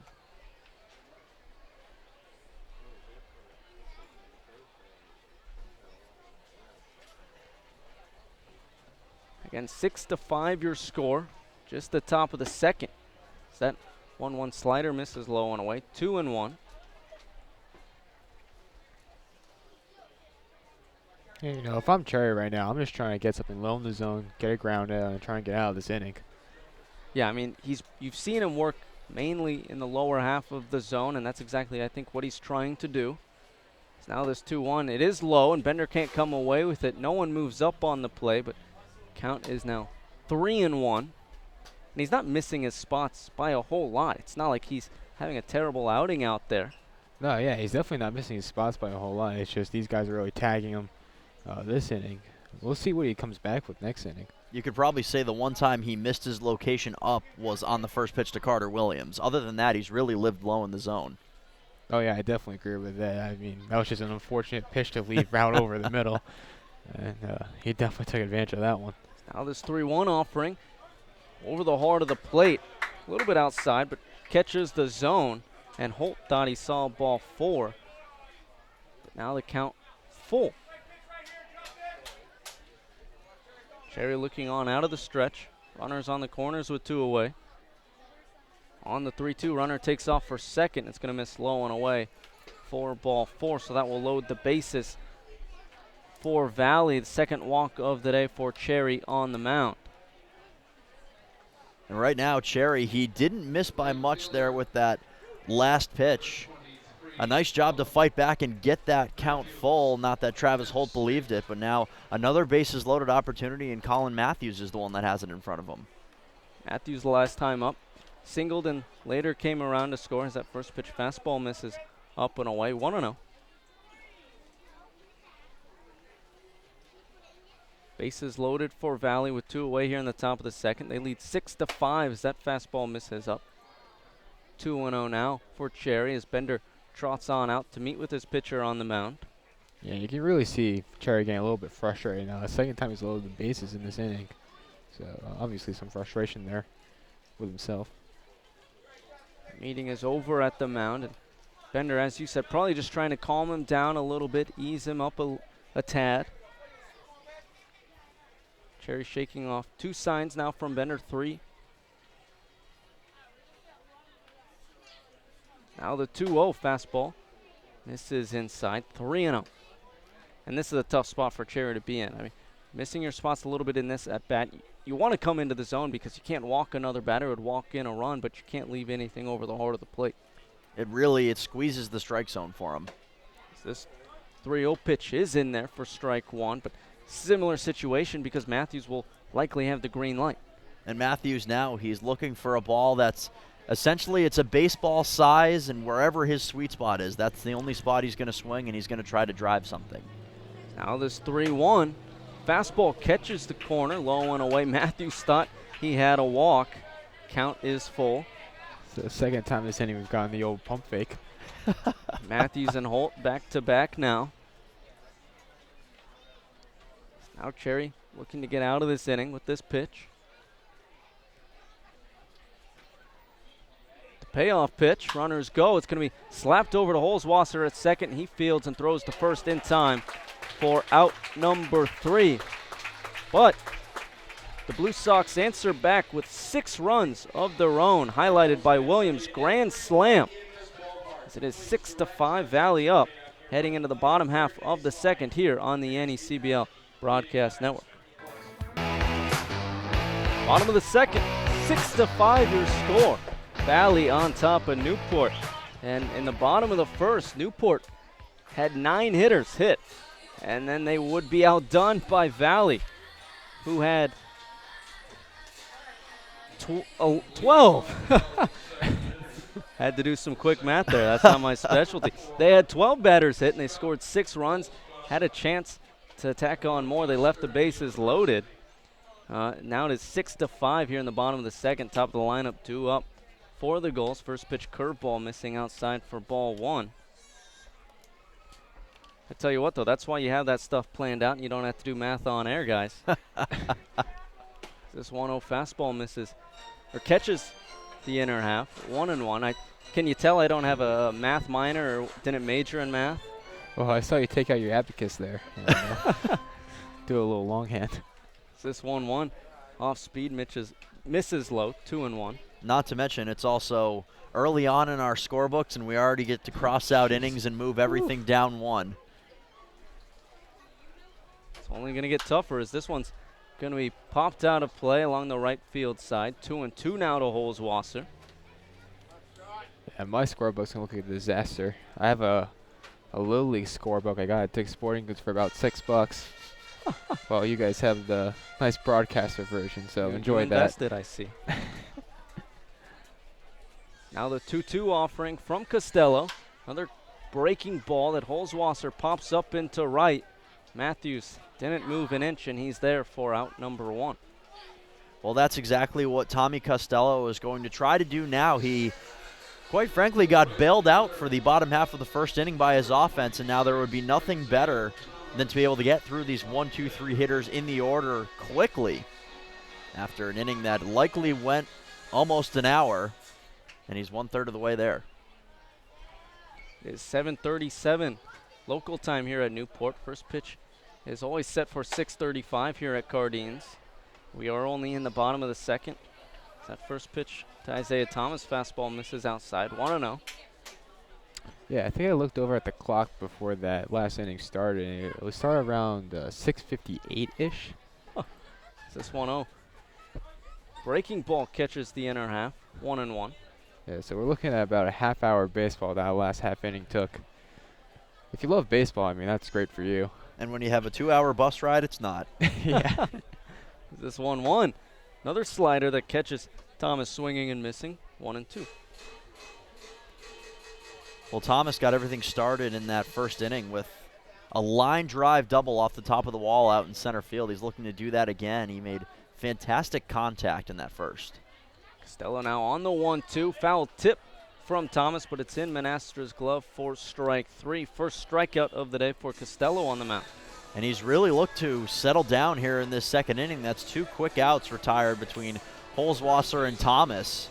And that strikeout, he was able to miss a bat. A little bit of a foul tip there on 2 strikes from Isaiah Thomas, but a quick second out. This now brings up Chris Hamilton for the Gulls. This first pitch, curveball, drops in and catches the top edge of the zone for strike 1. Costello looking on lefty matchup on the 0-1. Another curveball that just misses up for ball 1.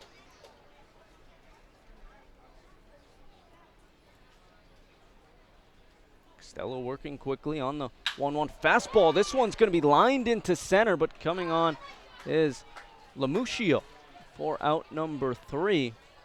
So 3 up, 3 down for the Gulls in the bottom half of the second. Heading into the third, it's still 6-5 Valley up here on the NECBL Broadcast Network.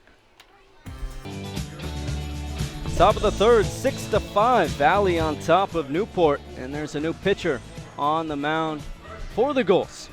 It's Garrett Schmeltz, the southpaw out of Louisville.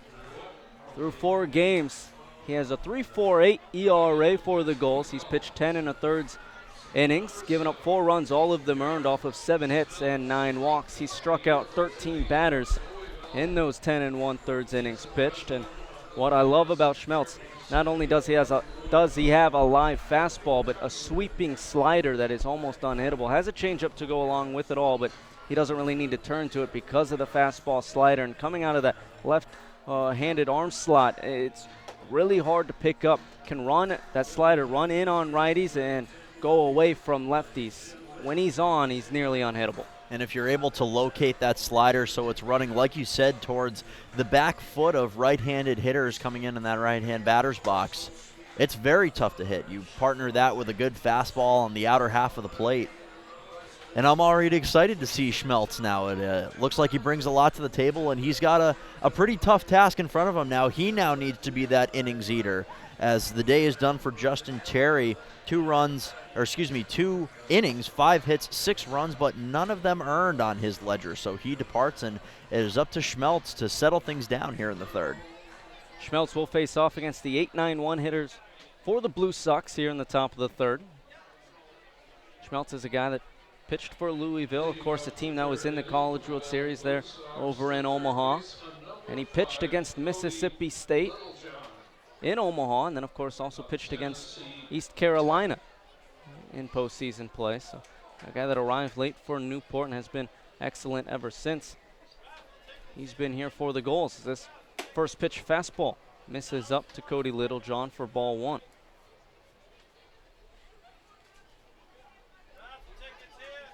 Schmeltz looking on lefty matchup. 1-0 fastball. Missing inside for ball 2. Last time out for Schmeltz, that was his 1 rough outing as a goal. It's a start against Ocean State, as this one is going to be popped up into left field. Coming on is Cavalieri, but going back from short is James for out number 1. There's a start against the Waves, where he went 2 2/3, gave up 4 runs, all of them earned off of 3 hits, and he walked 5. Struggled with control a little bit. You could see him uncomfortable out there on the mound. Just couldn't find his spots at the plate. You saw him missing up. He's missed up a couple times today, but not as severely as he was against Ocean State. So now this first offering to Richardson. Fastball catching the zone for strike 1. Yeah, and Schmeltz's last outing, it looked like, I mean, we deduced on the broadcast that he wasn't just following through. And once he started following through, we started to see, the Garrett Schmeltz that we came to see. But, yeah, I think it was just a case of him not following through that game. Now this 0-1 slider in there for strike 2. The previous start against Danbury was a 7-inning doubleheader. That was his first start for the Gulls. He went 4 innings, gave up just 2 hits and 3 walks, but struck out 6 in those 4 innings. So now this 0-2 offering to Richardson catches him swinging at a fastball up for strike 3. First strikeout of the day for Schmeltz and first strikeout of the day for the Newport staff. Kind of a similar thing that we saw in the bottom half of the second inning now in the top of the third for Schmeltz. 2 quick outs on the pop out and the strikeout. And he's done a nice job of settling things down through the 8 and 9 hitters for the Blue Sox, but now the lineup flips over once again. And check that. That's the second strikeout of the day for the Newport staff. Cherry had one to end the first. As that first pitch fastball is in there to Lemuccio for strike 1.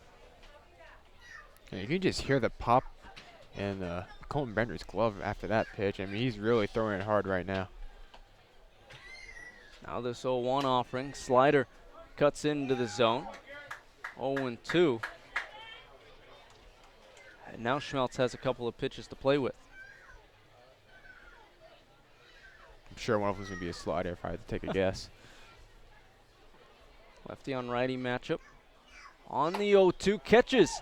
Lemuccio swinging for strike 3. Second strikeout in a row for Schmeltz. Third of the day for Newport. And that will end things here in the top half of the third. 3 up, 3 down for Valley. Heading into the home half. It is still 6-5 Blue Sox up here on the NECBL Broadcast Network. Bottom of the third, 6-5. Valley on top of Newport. Stephen Huff alongside Dan Ball, the voice of the Blue Sox, and Nick Bello, the field reporter of the Newport Gulls, as it will still be Tommy Costello out there for the Blue Sox. He will face off against Justin Henry Malloy to lead things off for the Gulls. First pitch swinging is Malloy. He's going to ground this over to third. Little John with it, throws across the diamond for a quick out number 1. And I'm a little disappointed because the quick first out doesn't give me a chance to reminisce about the More Cowbell sketch from Saturday Night Live on that one. But a quick first out recorded by Tommy Costello. A nice job by Cody Littlejohn to get it in and out of his glove fairly quickly. And one pitch went out to the number 4 man. I'm surprised because we play that song almost every broadcast here at home, and no one has mentioned it yet. That is a crime. I think we've got it once. Okay. And how many games we played, we need it more than once. Well, the funny thing is, too, normally I do a little air cowbell during that. Yeah. That should show everyone. As this one's going to be blasted into center from Haskin. Lemuccio giving chase, and that ball is gone. Get this man into the All-Star game. Hudson Haskin with his 5th home run of the season. That ties it up here in Newport, 6-6. Well, things had started to settle down for a bit for Tommy Costello. He had retired 5 straight up to that point. But Hudson Haskin wastes no time on that first offering from the left-hander, driving over the left center field wall. Joe Lemuccio gave it a look, but couldn't do anything with it. And of course, we have a tie ball game again here in the third. That is Hudson Haskin's 5th home run of the season. That now ties him for first on the team with Justin Henry Malloy, who is a starter for the Southern Division. Haskin also leads the team for the Gulls in steals and triples. He's hitting above 300 as this is a broken bat. Grounder down the first base line. Flips over to first from Costello for out number 2. But I tell you what, you listen to these stats from Hudson Haskin. I don't know how he's not into the All-Star game already. Go vote. Vote19.necbl.com. Again, vote19.necbl.com. Vote for Hudson Haskin because he's a guy that deserves to be in. I don't know how much more he has to do for you folks tonight to prove that he deserves to be in the All-Star game. If I'm staying at home on my couch listening to this game, watching this game on my computer, I would be voting instantly. Go vote for Hudson Haskin. Vote Haskin folks. 6-6 here in the bottom of the third with 2 away. That will bring up Colton Bender. Lefty on righty matchup. First pitch fastball all the way back to the backstop as it caused Joseph Labella, the home plate umpire, to duck underneath it. 1-0. You know, we're starting to sound like political campaign guys around here with the vote Haskins stuff. But, I mean, he deserves to be in. I don't know what else I can tell you. It's now Costello on the 1-0 offering. Something off speed that misses up. 2-0. Bender on the day. Had a 2 RBI double in the first where he later came around to score. So part of that 4 hits for the Gulls with 2 outs as that 2-0 pitch is going to be nubbed foul along the first base line. 2-1. In those 4 2-out hits for the Gulls, 3 of them were doubles, and of course Bender was the second of the 3.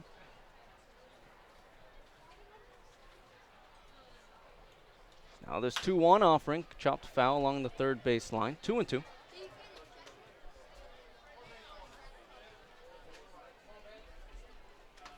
And just after we got those long innings that lasted about an hour, then we had 3 up, 3 down innings, and now here we're getting another quick one. We talked about it on air, but switching up a little bit as this one's going to be grounded right back to the pitcher on the mound. Costello with it and flips the first in time for out number 3. So another quick inning highlighted by Hudson Haskins' solo shot to tie things up 6-6 heading into the 4th here on the NECBL Broadcast Network. 4th tied at 6. Stephen Huff alongside the voice of the Valley Blue Sox, Dan Ball, and the field reporter of the Newport Gulls, Nick Bello. And since it's the 4th, I'm going to send it over to my broadcast counterpart. Dan, take it away. Thank you, Stephen. 2, 3, and 4 here in the top half of the 4th inning for the Valley Blue Sox as they now come into the 4th inning with a tie ball game after the solo home run from Hudson Haskin. And granted, he is not a member of the Valley Blue Sox, so while I can't provide my official endorsement, he has done a fantastic job tonight of trying to cement his place in the Southern Division All-Star team with 2 hits and 3 runs batted in. But Garrett Schmeltz is back to work against Carter Williams, in the first pitch is a breaking ball that misses outside to the left-hander. Williams is 1 for 2 on the day, a ground out back to the pitcher, but the big blow in the second inning, a grand slam over the right center field fence, as the 1-0 from Schmeltz misses up and in, and it's 2-0. Yeah, I mean, talk about a huge home run. We just saw one from Hudson Haskin, but Carter Williams had the first huge one of the day. I mean, a no-doubter with that grand slam that really changed things for the Blue Sox. 2-0 pitch home is cut on and missed by Williams.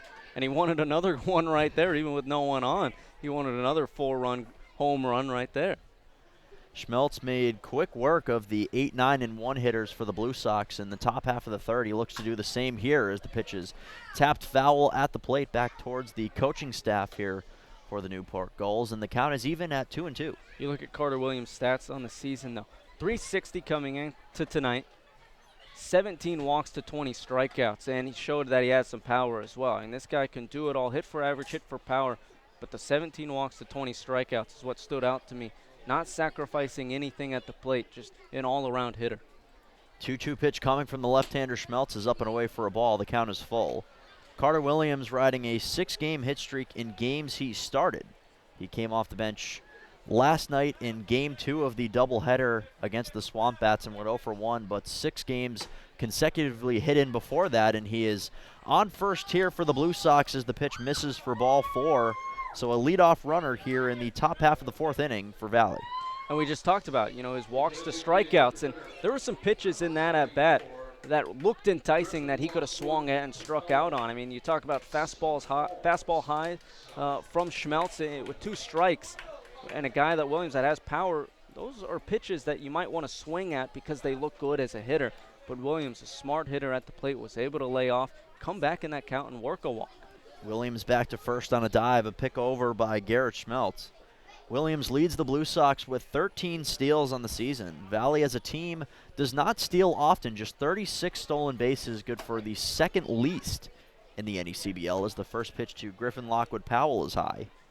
Designated hitter today for the Blue Sox has already been on base twice. He singled the center in the first inning and walked.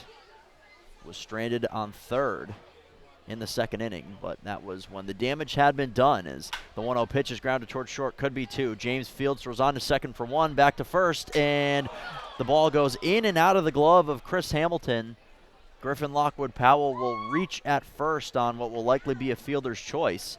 He and Williams trade spots, and now there's one down in the top of the fourth. Yeah, and I mean, looked like it could have been a double play for the Gulls. Throw over to second. They had to worry about the speed of Williams. The throw was in time, but then the throw to first, it just got away from Holzwasser, and Hamilton made a great effort with the stretch, but you can't hold anything against him for not being able to make that play.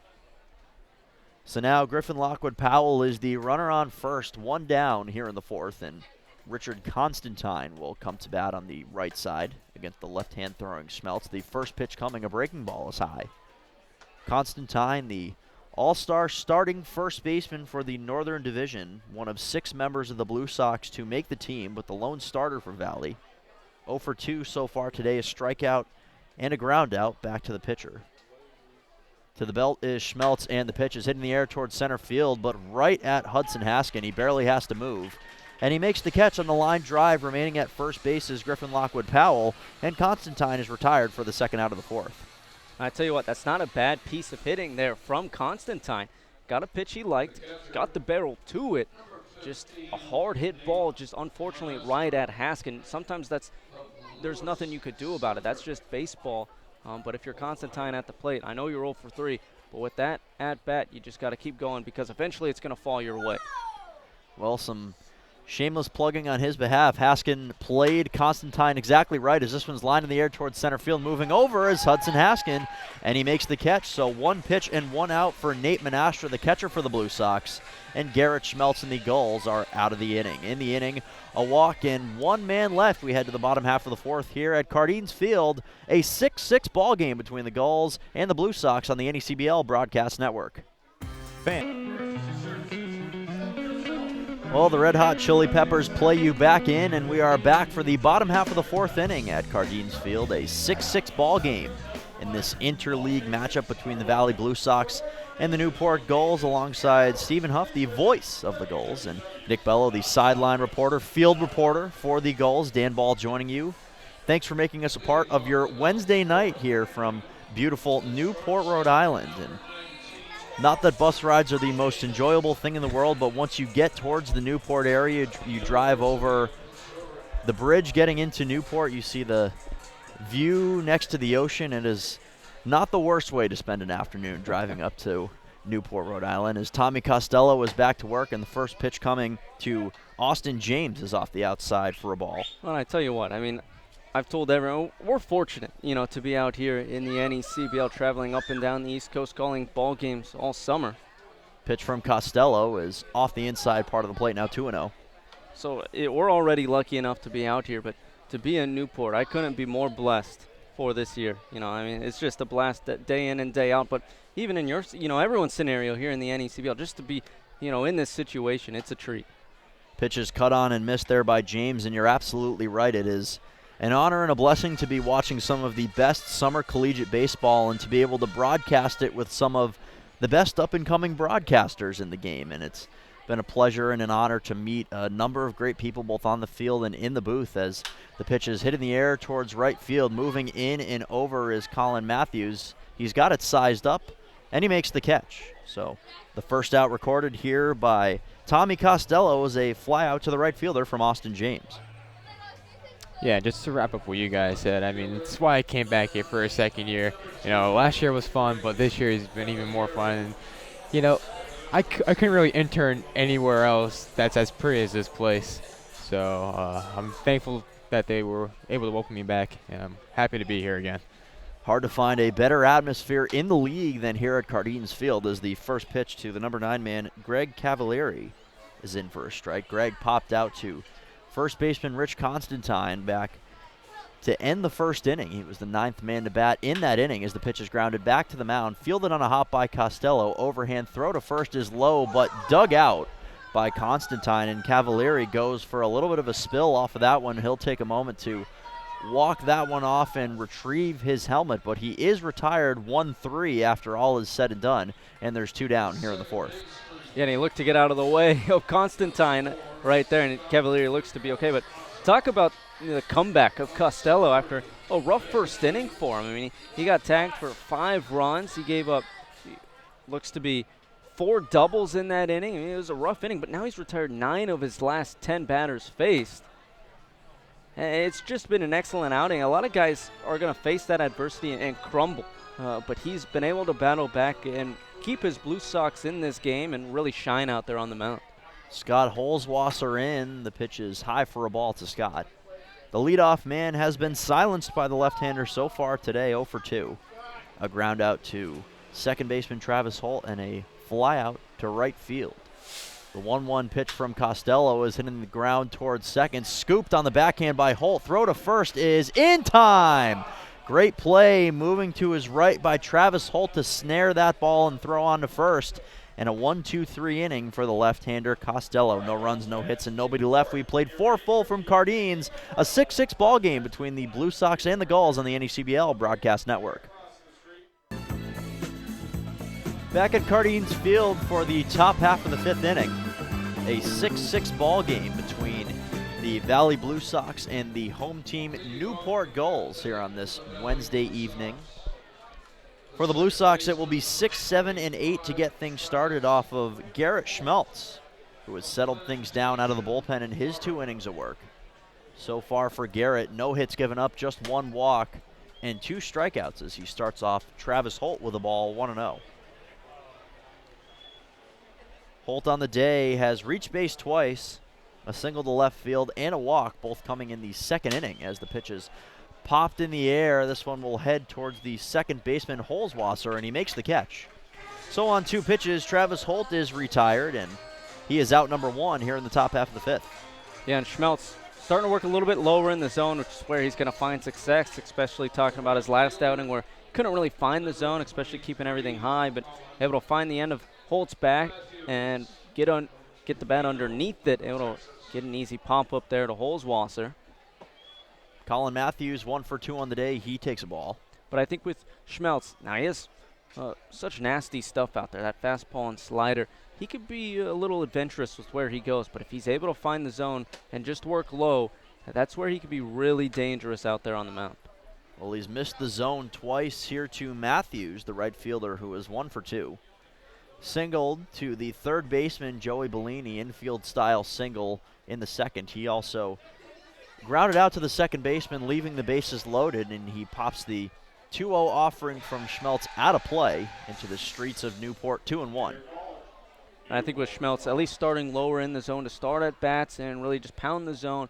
Then I think after that, once you establish that you can do that, start to work up in the zone and change the eye level of batters to keep them guessing. And you noticed him on 2 strikes. That's when he was starting to throw the fastball up, trying to get some guys to chase. That's when, you see vintage, peak Garrett Schmeltz out there. And that's the one that, as Gulls fans, that's the one you want to see. We had a brief scoreboard malfunction of sorts as it went to zeros as that pitch from Schmeltz missed. The count goes to 3-1 now as the score is reset now. We do lose the time clock. It is 8:07 Eastern Standard Time. 6-6 the score, top half of the 5th. The pitch coming from Schmeltz is cut on and missed by Matthews. A show-me pitch there from the left-hander. Got the swing and miss from Matthews, and the count goes full, 3-2. That was a big strike there from Schmeltz, obviously on the 3-1 count. You knew Matthews was going to be swinging and can't leave anything over the heart of the plate. Was able to get Matthews with a strike. The pitch misses the inside part of the plate for ball 4, so Colin Matthews will head down to first with the 2nd walk surrendered by Schmeltz, 4th by Gulls pitching, and he is aboard here with 1 down in the top half of the 5th, and he was able to elevate there. He got it right about belt buckle high with that fastball, but just a little off the black to Colin Matthews. Yeah, a little inside, but if I'm Schmeltz or I'm the pitching coach Greg Zackerson for the Gulls, I like that pitch because inside pitching for anyone is good pitching to me, just showing that he's able to do it. Because not a lot of guys are able to hit it that well, and so I would keep Schmeltz pitching inside on anyone. Yeah, definitely, I agree. I mean, that's a pitch you're going to live with, but it's definitely a promising sign to see after his last start that he's getting aggressive with guys now. 1-0 count to Cody Littlejohn. The pitch is cut on and missed. The third baseman for the Blue Sox reached on an error by the second baseman Holzwasser back in the second inning. He also popped out to the shortstop, Austin James, so 0 for 2. The second time that Littlejohn has faced the southpaw Schmeltz so far in this one. Colin Matthews takes his lead off first. He's running, laying down a bunt is Littlejohn, but that one will roll foul. So a hit and run of sorts, more of a bunt and run as Matthews was off and Littlejohn laid down the bunt, but neither are successful. Interesting tactic there now. I don't mind it because Bellini was playing so far back at third base, might have caught him off guard, and the bunt wasn't a bad one. It just tailed foul, but that could have paid off for the Blue Sox. We saw Cody Littlejohn reaching first in game number 1 of the doubleheader with the Sanford Mainers back on Sunday with a perfectly placed bunt down that same third base line. It rode the fair territory area in the base path down the third base line the entire way. Running on the pitch is Matthews, and the 1-2 offering from Schmeltz is popped foul. Out of play by Littlejohn. They'll do it again at 1-2. But it's interesting because you talked about Valley not being an aggressive team on the base pass. Tonight they're sending runners quite often, and you've seen it twice in a row with Matthews. A bunt and run attempt, and then there once again another hit and run attempt of the sorts. Just trying to break up the double play opportunity for the Gulls defensively. The Blue Sox do have a few more aggressive runners, Carter Williams and Colin Matthews being the top 2 in stolen bases as the pitch from Schmeltz misses outside, 2-2. Matthews with 8 stolen bases on the season, second to Williams, who has 13. Both have been used in pinch running situations, especially for Colin Matthews. He takes his lead off first, 2 balls and 2 strikes the count. The pitch from Schmeltz is high for a ball, a fake down to first base from Colton Bender, and Matthews is back with a dive as the count runs full. That is something the Gulls have done quite often this season, though. Colton Bender and Peter Ceruto specifically, now Hayden Jones a little bit more as well, but throw behind runners at first, even at second. I mean, they throw behind runners quite often, just trying to catch them off guard and seeing if they can get a free out. A pick over to first, and back standing is Colin Matthews, and we've seen that on the Blue Sox side as well. Nate Menastra, who is tonight's catcher, has been able to pick off a few runners successfully with that back pick back to first base.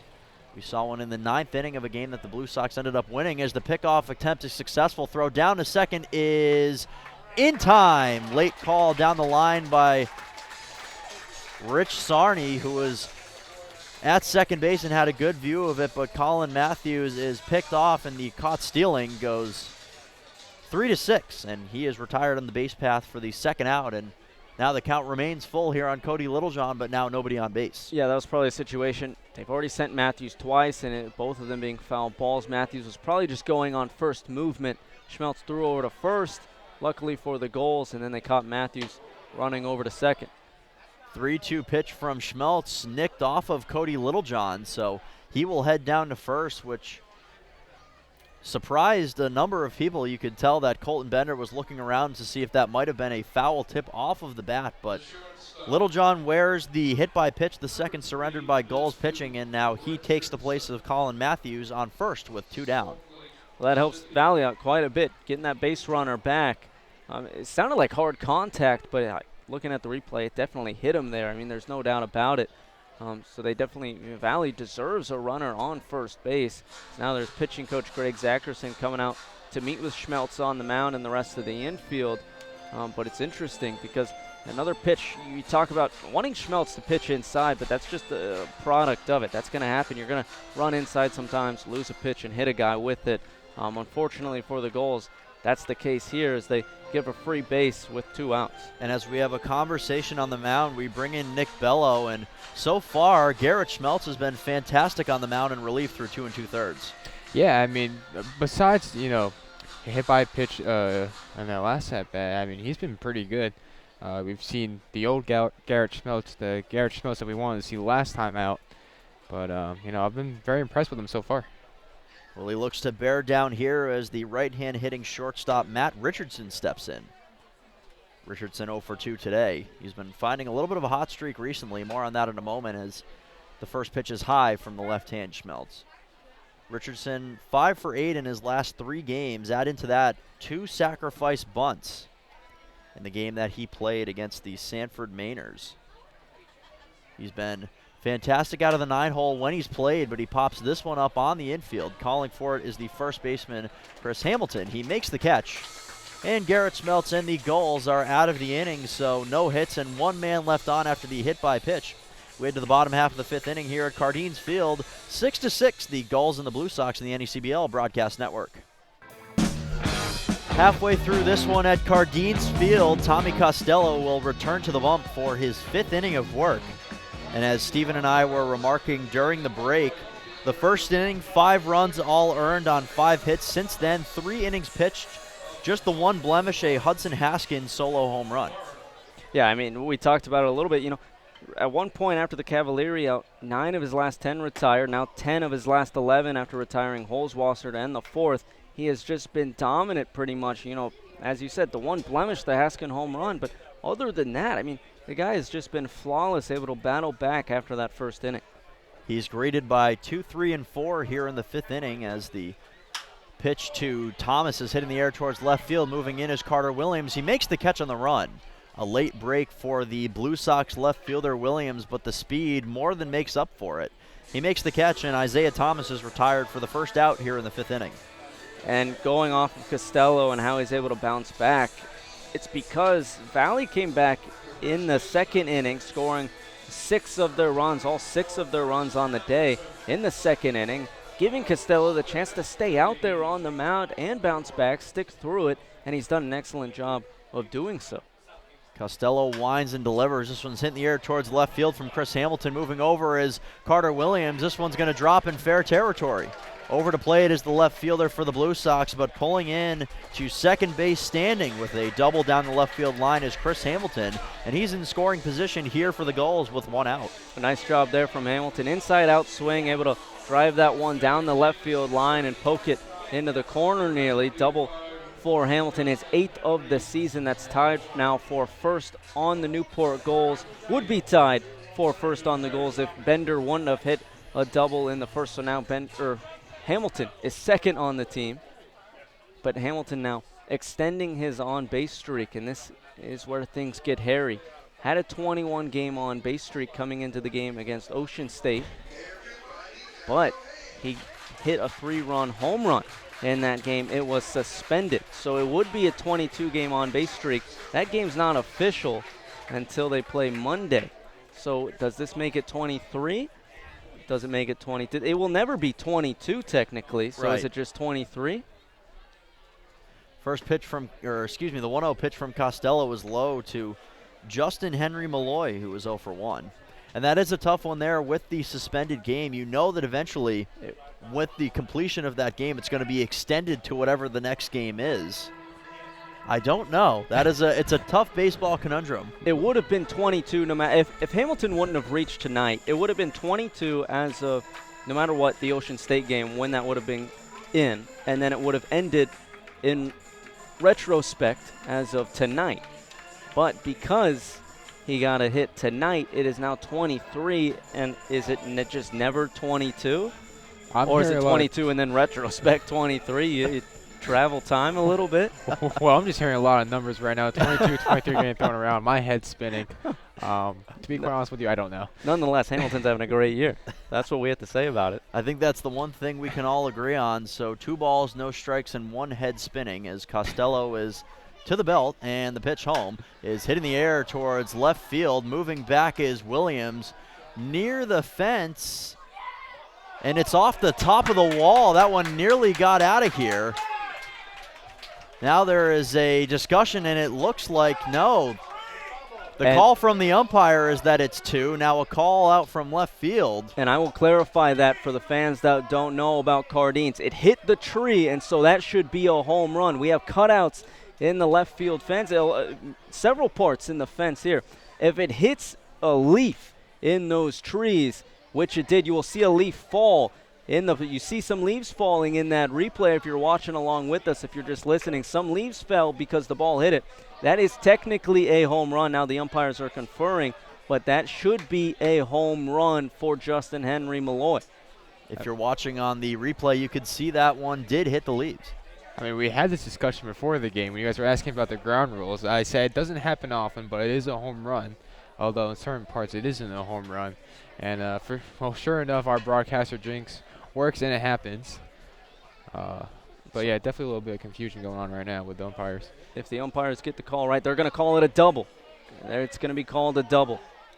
A ground rule double given to Justin Henry Malloy. So that is not his 6th home run of the season. He is still at 5. That will be his 6th double of the year. But Hamilton, who will not score on the play because of that, he is now at 3rd for Newport. Well, all things considered, the Blue Sox. Now they're going to send Hamilton home. So because Hamilton was on second base, he is awarded 2 bases on that play after his double. He comes around to score. So all things considered, Tommy Costello and the Blue Sox get a little bit of a break, as that ball, per the rules of Cardines Field, should have been ruled a home run. And it looked like third base umpire Rich Sarney, he went out into the outfield and got a pretty good look at that ball. But there are some shadows cast out in that left center field area in between the light towers where that tree is. But after a conversation with Kevin Winterroad, it looks like it is going to remain a ground rule double. It is a run-scoring double for Justin Henry Malloy. His 20th run batted in of the season. He is on second base, and Hudson Haskin is the batter. First pitch coming from the lefty Costello is popped high in the air. It will stay in fair territory. Cody Littlejohn calls off his infield compatriots and makes the catch. So after all of that, the first pitch swinging from Haskin is popped up to the third baseman, and there's 2 down here in the 5th. Yeah, Haskin underneath that one a little bit, popped it up into the infield, but you go back to that home run, a tough one for the Gulls. I mean, we talked about it at the top of the broadcast. These one-run games can be the difference makers in a win or a loss, and so the Gulls, it'll be interesting to see how this game pans out, because we haven't had much run scoring since the 2nd inning, how that will affect the game moving forward. Costello to the belt now. He's facing Joey Bellini with a runner on second. First pitch home, a breaking ball from the left-hander is in for a strike. Bellini 1 for 2 today. Singled to center field and came around to score on the double by Colton Bender. He also grounded out back to the pitcher. So a little bit of a bump in the road here for Costello after retiring 9 of his last 10 as the pitch is swung on and foul tipped into the mitt of Nate Menastra. And Costello is ahead in the count here, 0-2. And I like that pitch from Costello. We haven't seen much of his changeup. We've seen his breaking ball, we've seen his fastball, but really bringing out the changeup there, catching Bellini out front, only able to tip it into the glove of Menastra. But the sequencing from Costello, it's one of the reasons he's still in the game and able to bounce back from that rough first inning. Costello to the belt, and the pitch is cut on, and a tip into the glove of Nate Menastra again, and it is a strikeout for Tommy Costello, his 2nd of the game, and the Blue Sox are out of the jam. But an RBI ground rule double from Justin Henry Malloy gives the Gulls a 7-6 lead as we're done with 5 here on the NECBL Broadcast Network. Top of the 6th inning back at Cardines Field in beautiful Newport, Rhode Island, with the RBI ground rule double from Justin Henry Malloy. The lead restored by the Gulls. It is 7-6 as we begin play here in the 6th inning, alongside Stephen Huff, the voice of the Newport Gulls, and Nick Bello, the field reporter for the Gulls. Dan Ball joining you here from behind home plate, just a little to the first base side here in the stands of Cardines Field, which the history behind Cardines Field is something that just can't go unnoticed when you come here. Yeah, I mean, you talked about so much of this broadcast, the wacky dimensions of Cardines. We talked about before the broadcast when you got here, just the history and how it's the oldest, some say the second oldest stadium and field in America. Talked about the players that played here, Yogi Berra, Satchel Paige, Babe Ruth. I mean, there's just so much going on at this field, and it's such a treat to be here. It is a treat indeed, as the top of the order greets Garrett Schmeltz, and Joe Lamuccio swings through that one for strike 1. Joe on the day 0 for 2. He reached on a hit-by pitch in the 2nd inning, but sandwiched in between 2 putouts as the pitch is outside for a ball to Lamuccio. Now 2-0 as Garrett Schmeltz is back to work here in inning number 6. He's tossed 3 innings of relief and has really provided the needed relief here for this Gulls team, as this one's lined towards third and past the dive of Joey Bellini into left field. So a leadoff base hit for Joe Lamuscio, his first hit of the game. He has now hit safely in 15 of 17 games as a member of the Blue Sox, and he is aboard first to begin things here in the 6th. Yeah, a nice piece of hitting there. He was on top of Schmeltz's pitches, able to pull that one over to the left side of the infield. But that's exactly what you need if you're Valley. I mean, just as Newport took the lead, get your leadoff man on. Now brings up the heart of the order, starting off with Carter Williams, who, of course, had that huge grand slam earlier. Lamuscio off first. The pitch is yanked foul by Williams off the backstop for strike one. Carter Williams 1 for 2. Like Steven mentioned, he hit the grand slam, the big blow, and what ended up being a 6-run inning for the Blue Sox in the second inning. That's the only runs they've scored, all coming off of the starter Justin Cherry, who departed after that second inning, as the 1-0 pitch from Schmeltz, a breaking ball in for a strike 1-1. If Williams doesn't hit that grand slam, I mean, we're talking about a completely different ball game here, folks. So, I mean, that one swing on the bat really changed the outcome here. Time called at the plate as Williams came in with a .360 batting average. No home runs on the season. He made his living hitting worm burners so far, hard hit singles that were driving in runs. The 1-1 pitch coming here, fouled back again by Carter Williams. The count goes to 1-2 with Griffin Lockwood Powell waiting on deck. The first hit surrendered by Schmeltz, that hit to Joe Lamuscio. He went 3 innings out of the bullpen, giving up 2 walks and a hit by pitch, but no hits until then. So the rare hit for the Blue Sox against Schmeltz as the pitch is hit foul back to the backstop again. Continues to be 0-2. Nice job from Williams in this at-bat. You know, it's an 0-2 count, but every single pitch he's seen, he's been able to foul off and just working on the timing against Schmeltz. And the more he does this, the more he's going to see from Schmeltz everything that he has to offer, and then he can find a pitch he likes. Schmeltz to the set at the belt, and a breaking ball is on the inside corner for strike 3. So a big pitch there by Garrett Schmeltz, his third strikeout in first since the 3rd inning. And that's the first out here in the 6th. And that's how lethal that slider can be in a lefty-on-lefty matchup. I mean, it just comes in. I mean, Williams just doesn't have a chance there and just isn't able to swing. I mean, it buckles him up and it catches the inside edge for strike 3. But that's what Schmeltz does best in that situation. Big cut by Griffin Lockwood Powell knocks the elbow guard off for strike 1. Lockwood Powell, the designated hitter today, as he has been for the vast majority of his starts as a member of the Blue Sox. He's reached base 3 times today. A single to center, a walk, and he reached on a fielder's choice as the pitch is in for a strike, and quickly now 0-2. Schmeltz is ahead. This is where you want to be if you're Schmeltz. I mean, last at bat against Williams, you were ahead in that count 0-2, and then you saw you can play with anything at that point. You bring the slider on the inner half. Same situation here, maybe a back foot slider.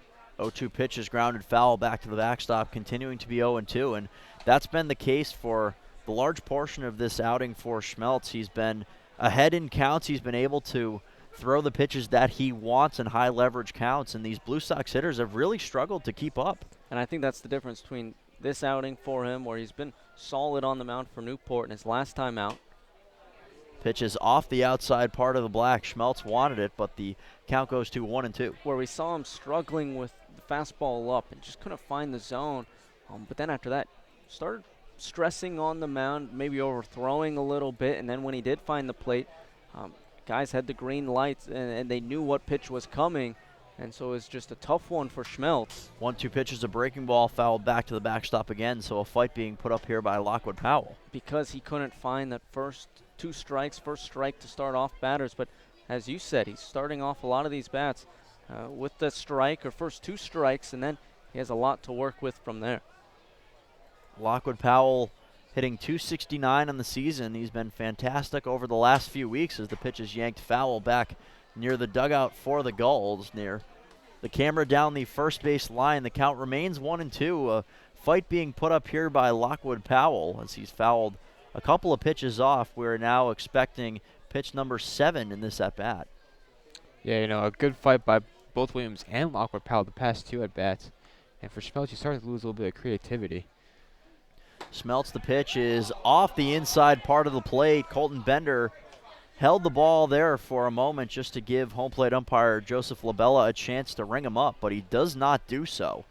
And the count runs to 2-2. Yeah, pitcher's pitch there from Schmeltz, but you have to give credit to these Valley's hitters, just knowing what to swing at, what not to, and just working these counts deeper and deeper. 2-2 pitch home is a breaking ball yanked foul down the third base line. Lockwood Powell came into the game against Upper Valley on the 13th of July, hitting .077. Since then, over the last 11 days, he has raised it up to .269, thanks to his hitting streak that has now reached 8 games, and he's looking to add on to his one hit today. The pitch is inside, nearly hits him. Time is called at the plate, and it does indeed. And Griffin Lockwood Powell will head down to first. He reaches base for the 4th time today and the 4th different way that he has reached base. Moving to second on the play is Joe Lamuscio, and the Blue Sox have a runner in scoring position. Yeah, and it was the back foot slider there from Schmeltz. It was a great pitch to throw, especially in that scenario, but just ran a little bit inside, and Lockwood Powell took it at the top of the foot. And so that puts runners on first and second now for Valley. I mean, what a great battle at the plate, though, and Lockwood Powell able to work around it and able to get on first. Just a quality at bat, able to work that pitch count up, too. Just really making Schmeltz work on the mound. When it was all said and done, a 9-pitch at bat for Griffin Lockwood Powell. He's aboard on first, 1 away. And Richard Constantine is the batter. He takes a ball inside, 1-0. Constantine, the all-star, has not had the start to the day that he would have desired. 0 for 3 so far. A strikeout, a ground out, and a line out to the center fielder, Hudson Haskin. He is in on the right side against the lefty Schmeltz. He hits one down the left field line, a hard hit ball, but that one will twist foul towards the bullpens for both teams, and the count moves even now, 1-1. Yeah, we talked about it last time with Constantine. Hard line drive to Haskin, and it was an out, but not to change anything at the plate, because eventually those hard hit balls are going to result in hits. And another hard hit ball, this one a little bit out in front for a strike, but you can just see he has it in him, and eventually it's going to go his way. Schmeltz gets his sign from Colton Bender, sets at the belt, and the pitch is hit towards left field. That's going to drop for a base hit. Rounding third and stopping there is Joe Lamuscio, as the throw home from Greg Cavalieri is cut off. It is a line drive single for Richard Constantine, his first in 4 trips to the plate, and the bases are loaded here for the Blue Sox with 1 out in the top half of the 6th. Yeah, and so the hard line drive does drop for Constantine. Nice hit to left field. Found a pitch, actually went low and away for it, but was able to dig it out, find the barrel to the ball, and able to get a line drive single into left. Now loads the bases for the Blue Sox for Nate Manastra, who already has a single on the night. Manastra steps in, the number 5 man in the order for John Raiola today. The catcher is 2 for 3, 2 singles. First pitch coming is cut on and missed. Manastra going for a low pitch there, and it's no balls and 1 strike. Manastra, the catcher today, as he has been for the majority of time, at least over the last 3 weeks to a month or so. He and Dakota Mulcahy were splitting time to begin the year, but Manastra has won the job outright, it appears. Played in Game 1 of the Twin Bill and pinch hit in Game 2 against Keene yesterday, as the 0-1 pitch is low for a ball, 1-1. It seems like a huge, at bat for Manastra and battle at the plate for him and Schmeltz.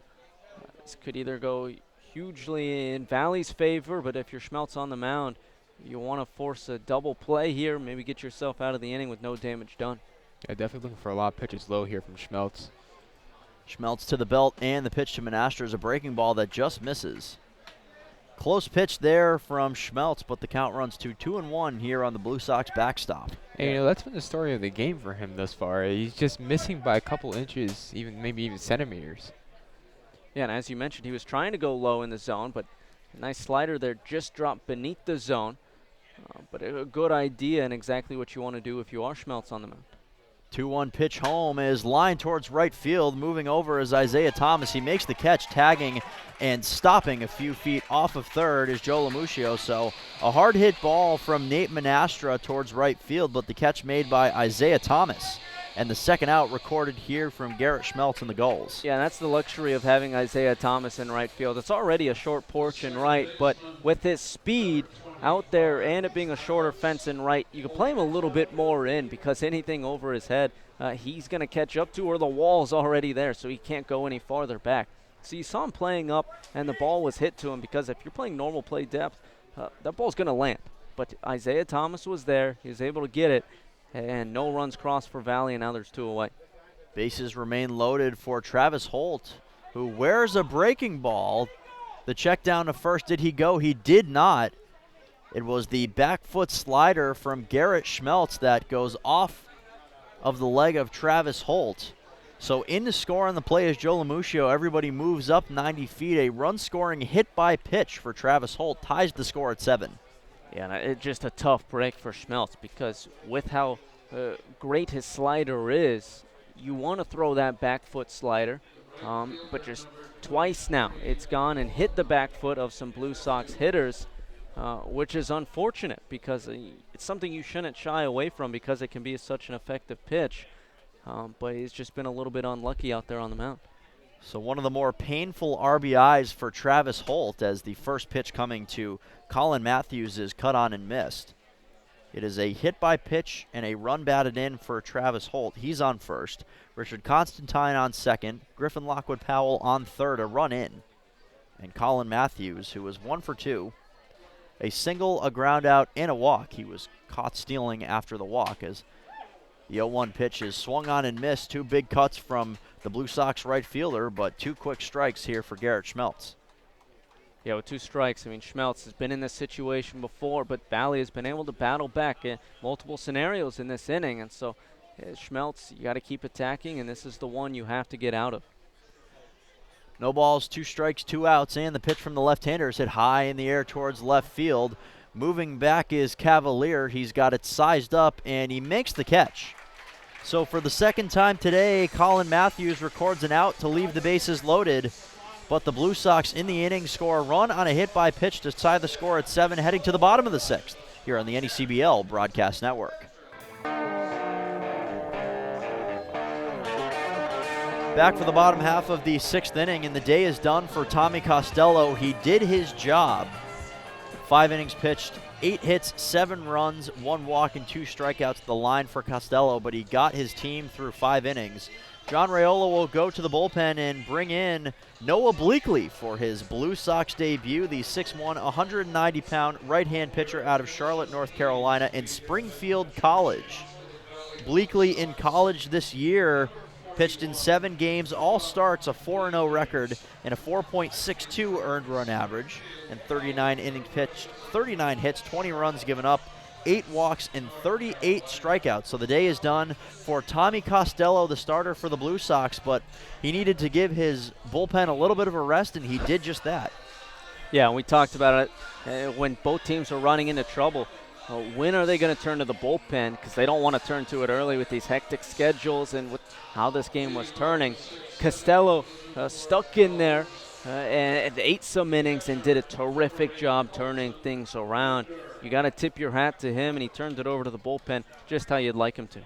So Noah Bleakley will be greeted by the 7, 8, and 9 hitters here in the order, and his first pitch of the Blue Sox career bounces a little bit in front of the plate, ball 1. Colton Bender, the batter, the catcher, is 1 for 2. A 2-run double high off the wall in right field. He also grounded back to the starter, Tommy Costello, as Bleakley delivers. A slow breaking ball is on the outside corner for strike 1. And this will be interesting. It's such an interesting part of the NECBL season. A lot of guys have to go home because of school, because of jobs, internships, and you're starting to see new arms come into teams.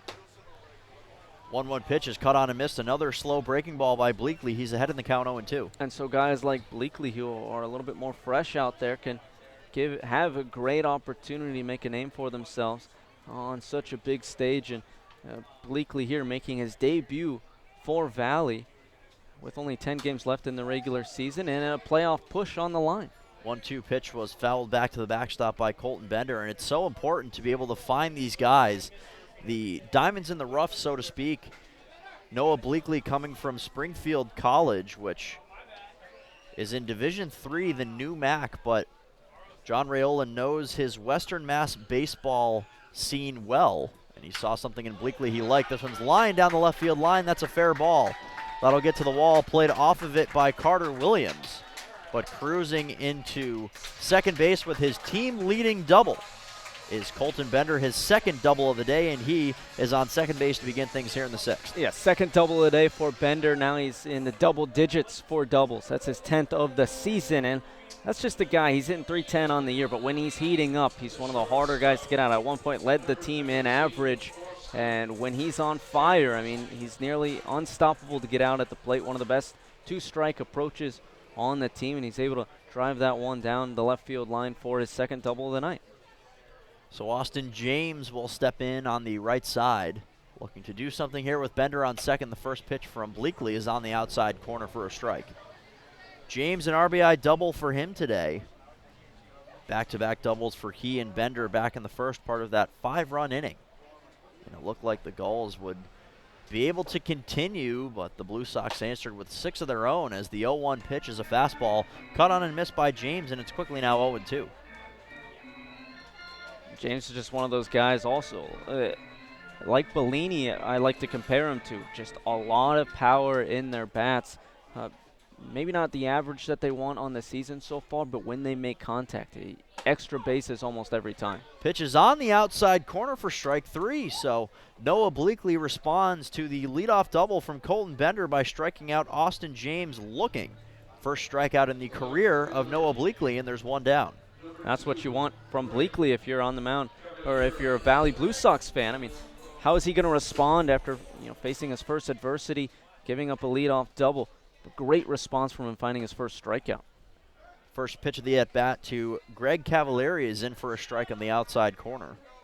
Left-hand hitting left fielder is 0 for 2. A pop out to Rich Constantine at first and a ground ball back to the pitcher. His third trip to the dish today here in the 6th inning. The 0-1 pitch from Bleakley is upstairs for a ball. 1-1. A number of pitchers being added to this Blue Sox roster recently with a little bit of turnover going here in the middle of the season. Matt Pagitas just getting to the team today. We may see him today, not positive yet, as the 1-1 pitch misses outside. Pagitas coming from SUNY Maritime College. He will wear number 9 for the Blue Sox this year. So he is in the bullpen, available today. Bleakley was available as well. He continues here in his debut. The 2-1 pitch is cut on and missed. A challenge fastball there from Bleakley on the inside part of the plate, and Cavalieri swings through it now, 2-2. Yeah, Cavalieri was looking to put a drive into that baseball. He hit a home run, his first of the season against North Adams on Saturday, and with the short porch in right, maybe looking for a second there. A guy that's more comfortable from the left-handed side of the batter's box. Pitch is hit in the air towards left field and deep, chasing Carter Williams back a few steps. He's under it, and he makes the catch. Tagging at second base and stopping there is Colton Bender. So it is a fly out to the left fielder, Carter Williams. Cavalieri tries to go the other way, but he's retired. And there's 2 down here in the 6th, but it's interesting to see the kind of rare switch hitter here in the New England Collegiate League, and Cavalieri does prefer one side over the other.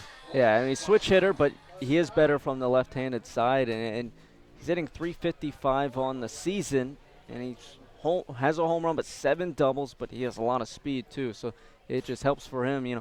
7 stolen bases on the year too, 14 walks and 17 strikeouts. Well, now Noah Bleakley's responsibility was the bottom 3 in the order. He retires 2 and gives up a double. The Blue Sox will go to the bullpen again, and we'll be back to tell you about it next. A 7-7 ball game here on the NECBL Broadcast Network. Well, Noah Bleakley leaves the ball game after 2/3 of an inning. He gives up a leadoff double to Colton Bender, but retires Austin James and Greg Cavalieri. He gives way to Hunter Waldis, the 6'3", 205-pound right-hand side armor out of Far Hills, New Jersey, and Seton Hall University so far this year for Waldis. A record of 0-1 in 6 appearances out of the bullpen, a 4.09 earned run average in 11 innings pitched. And a little bit of strategy being played here by John Raiola. Noah Bleakley given the 7, 8, and 9 hitters here in the order for the Gulls in this bottom half of the 6th inning. He gets through the 3, but he's taken out here as the top of the order comes up for the Gulls. Yeah, and I like that move if you're Valley. I mean, it's a 7-7 game. You have a runner in scoring position for the Gulls, and he's about to face, the toughest part of the lineup against Newport. So you want to go to a new pitcher on the mound, change up who they're seeing out there, and maybe go to a guy that has had a little bit more experience in the NECBL. Waldis has just that, and he will deal with Scott Holzwasser here with 2 down. The runner on second is Colton Bender. He doubled to left to begin the inning. Waldis to the set, and the first pitch is low and away for a ball to Scott Holzwasser, 1-0. And how about Waldis' delivery out there? He is one of a few pitchers for this Blue Sox team, Rob Griswold being another that come from this sidearm delivery. Very deceptive is Waldis as the 1-0 pitch is inside, 2-0. And the emphatic left arm movement as he's coming with it. Just throws and flails his glove out there as he's winding up with his right arm around that side. Well, even like his legs tense up like he's sitting in a chair before he pitches. It's like he's doing wall sits. Yeah, almost. He's down in his crouch now. The 2-0 pitch coming from Hunter Waldis. It is a breaking ball that misses up and in for a ball. So a 3-0 count to Holzwasser, who is 0 for 3. Looking to get on base for the first time today. A fly out to right field sandwiched between 2 ground outs to Travis Holt at second base. Ahead in the count, 3-0 now is Holzwasser, and the pitch is outside for a ball. So Hunter Waldis begins his outing with a 4-pitch walk to Scott Holzwasser, and he is aboard now, 2 runners on with 2 down here in the 6th inning. And I tell you what, Waldis with that delivery, it's just so many moving parts that it can be distracting for a hitter. Can't pick up the ball the same as a normal, first of all, arm slot that they are used to because it's sidearm, but then with the atypical, legs at the beginning, but then the flailing glove and with the left arm as well. Makes it a little bit tougher to see and pick up where the ball is coming from. Hides the ball because of that as well. First pitch to Isaiah Thomas is in for a strike. Well, even to add to that point, Steven, you don't really see a lot of sidearm guys in the NECBL or even really in college baseball in general. So it's definitely, a rarity in today's game. And so everything that Waldis has going for him, it can make him a quite successful pitcher out there on the mound. Waldis to the set here, 0-1 count on Thomas. And the pitch home is low and in for a ball to Thomas, who is 1 for 3. Doubled and came around to score the first of 5 runs in the first inning. Waldis, through his first 4 appearances for the Blue Sox, kept an ERA of 0. But he gave up a run in 2 1/3 innings to Upper Valley, and then 4 runs in 3 1/3 to Winnipesaukee. So that pitch misses 2-1 back on the 16th of July. That was the last time that Waldis worked. 4 earned runs on 7 hits in 3 1/3. So over his last 2 appearances, his ERA has ballooned from 0 to 4.09. So the number not quite indicative of what Waldis has done so far this season. 2-1 pitch home is yanked foul back to the backstop, and the count evens 2-2. Well, I tell you what, we could talk about it more a little bit later if this inning ends, but he kind of reminds me of the typical, money ball guy that the A's would have picked up, a Chad Bradford, if you will. Just the numbers are there, especially through the first 4 games, but people may not like him because he throws in such an unorthodox way that people aren't used to, and so they might nitpick and think, oh, it's not going to work out because of this or that, but really he is a good pitcher. 2-2 pitch home is right down Main Street for strike 3. So Hunter Waldis walks a batter but strikes out the next man he faces, Thomas. And the inning is over. So a leadoff double from Colton Bender goes by the wayside. We've played 6 full here from Cardines Field. It is 7-7 Gulls and Blue Sox on the NECBL Broadcast Network.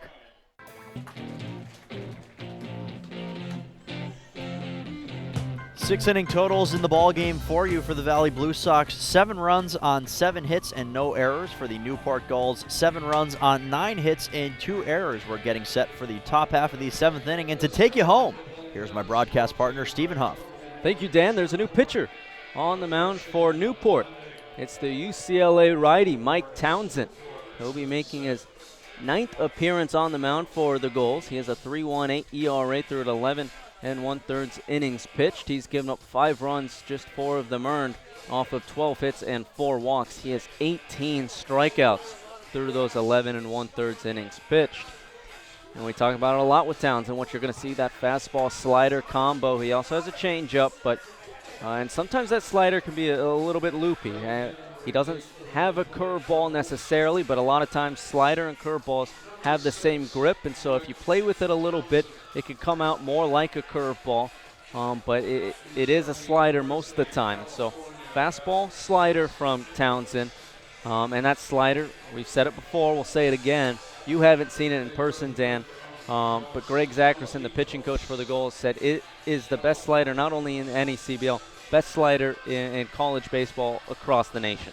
And also quickly, just to wrap up the day for Garrett Schmeltz, just 1 run and 2 hits given up in 4 innings of relief. And if the Gulls are able to take this game, he really deserves a lot of credit. He won't be in line for the win, but he deserves a lot of credit for what he did to settle things down here for the Gulls and give their offense a chance to come back and tie the score. And now the game is tied heading into the 7th inning. Yeah, it was looking bleak for the Gulls for a second, and especially, talking about the last outing that Schmeltz had. He had great response coming into tonight. Able to keep the Gulls in this one and keep them in line for this game and give them a chance as this first pitch fastball misses outside to the leadoff man in this inning for Valley, Cody Littlejohn. I couldn't agree with you more. I mean, that's exactly what you need from Schmeltz out of the bullpen, especially after, This 1-0 fastball catches the inner half, 1-1. Especially after, Sherry has a rough outing to start the game. And you just needed a guy to come in and get some guys out. And Garrett Schmeltz did that for you tonight. So job well done by Schmeltz. Townsend looking on righty on lefty matchup. On the 1-1. Slider misses up 2-1. And this is where Newport on the season has typically found success. Close games, either they have the lead or tied ball games, and they've been able to turn those dominant arms out of the pen to keep them in it. As this 2-1 fastball catches the inner half, showing bunt was Littlejohn, but he pulled back.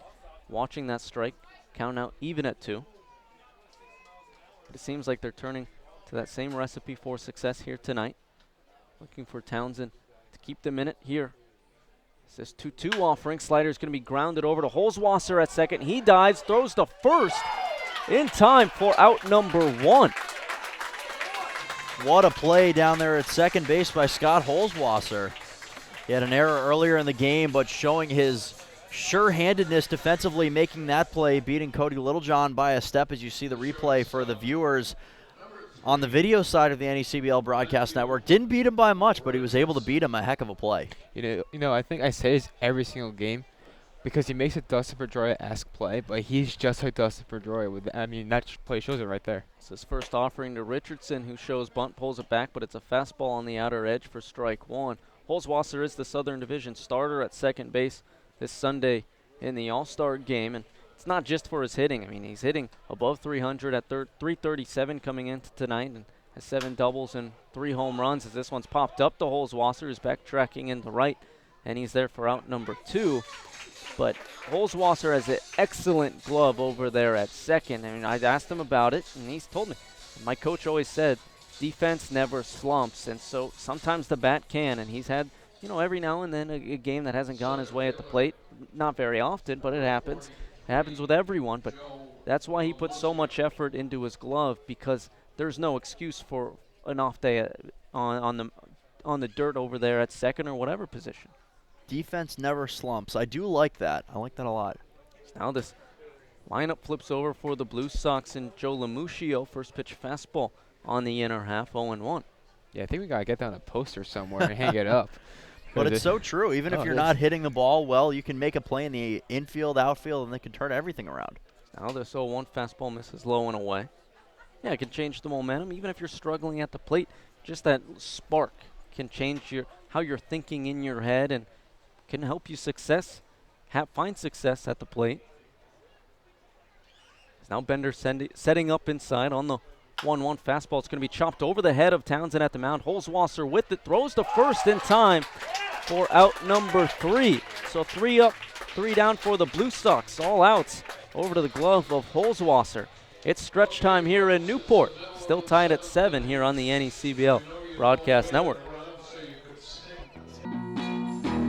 Bottom of the 7th, tied at 7 here on the NECBL Broadcast Network. 3, 4, 5 hitters due up for the Gulls. So they'll be facing off against Hunter Waldis out there for his first full inning of relief for the Blue Sox. It's getting quite festive here at Cardines. It's hard not to get into the mood. It's a beautiful night for baseball. There's music going on. The 7th inning stretch just happened, and it was sung beautifully. I mean, it's hard not to feel the festivities here. It's his first offering to Chris Hamilton. He takes the first pitch fastball at the top edge of the zone for strike 1. And I did just realize that the camera out in center field does pick up the booth. So if they saw any of the moves in the corner of the field, I apologize in advance. It's there forever. Is this 0-1 pitch misses outside, 1-1 now. Yeah, it'd be kind of fun if we had the capability to go back and replay that. Do a little slow-mo with your dance moves over here. They were not dance moves that I would want to be replayed, I'll tell you that. Now, of course, it is on the NECBL Broadcast Network, so we do have the ability as that 1-1 pitch misses low to Hamilton, 2-1. One of those nights where you get your money's worth one way or another. Waldis looking on to Hamilton. He's 1 for 3 on the night. Ground out, line out, and then last time up doubled and came around to score as this pitch is going to be popped up along the left field side and out of play into the streets of Newport. 2-2. I was looking at the staff for Valley and their coach, John Raiola. He's actually a former Newport broadcaster in 2008. And since then, he went on to be the pitching coach.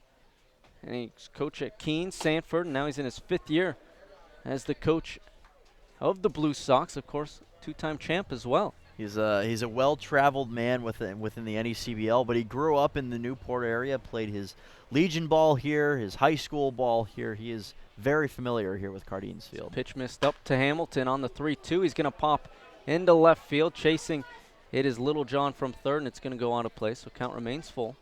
And the first conversation I had with John Raiola back in February, March of this year, I was interviewing him over the phone back in college for an article. And the last thing he ended with is, yep, I know the struggle of being a broadcaster. I was broadcasting back in Newport when I was your age. So we started off on the right foot between the broadcaster and the coach, if nothing else. Makes it easy for interviews. He's always going to lend a hand. As this 3-2 pitch swinging and missing is Hamilton. 4 strike 3. Second strikeout of the day for Waldis. 5th of the day for the Blue Sox staff. It's now with 1 away here in the bottom half of the 7th. That will bring up the cleanup man for Newport, Justin Henry Malloy. And a good battle being put on there by Chris Hamilton, but Waldis' second straight strikeout. And this is where it gets interesting. Looking back at his last time up, had that ground rule RBI double. Of course, the game is now tied, but that technically should have been a home run, which would give the Gulls the lead right now.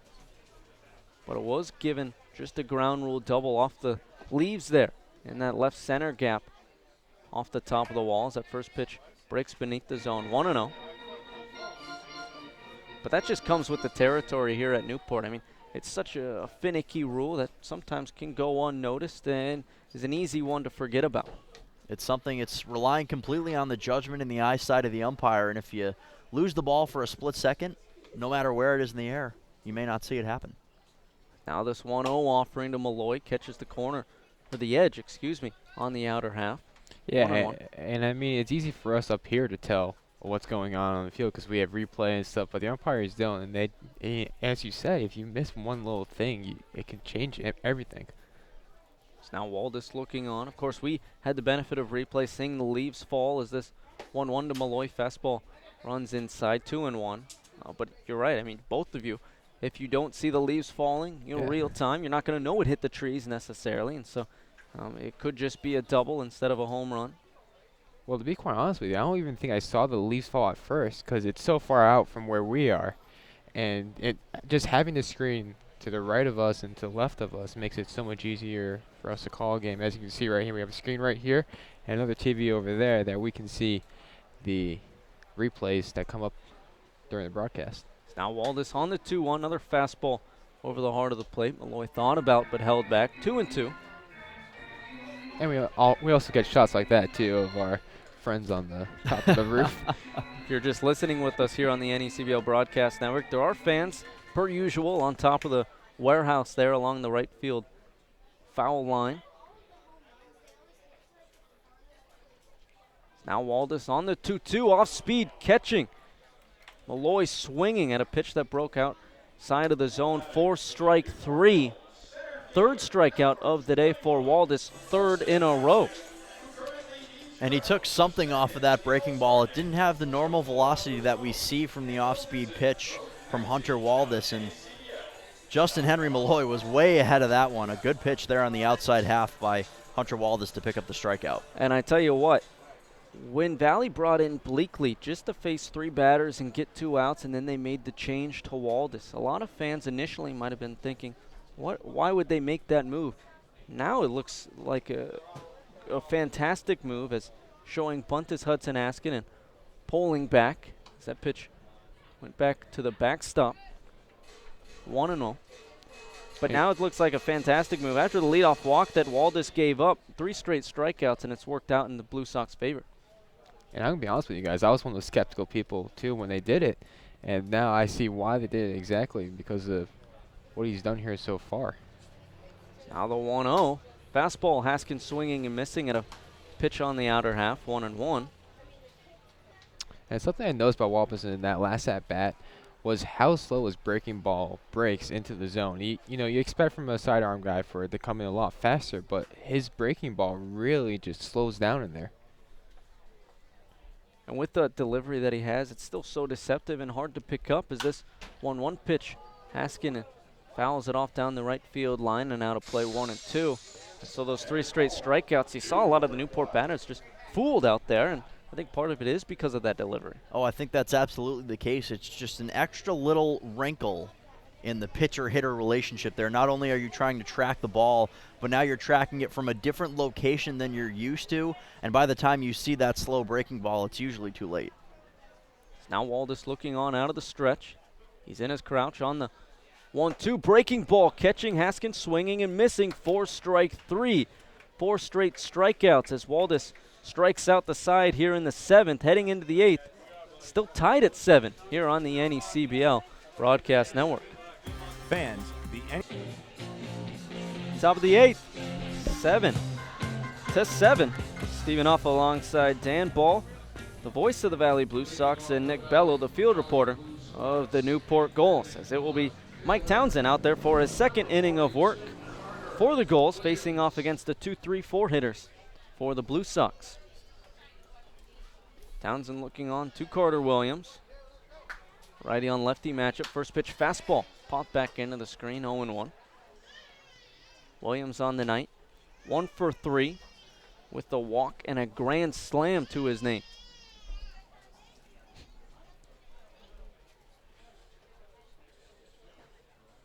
Now Townsend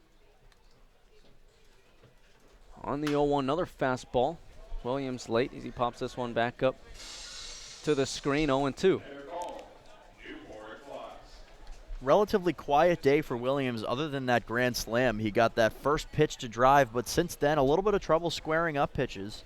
The strikeout looking against the hard-throwing lefty Garrett Schmeltz, and he's behind in the count again.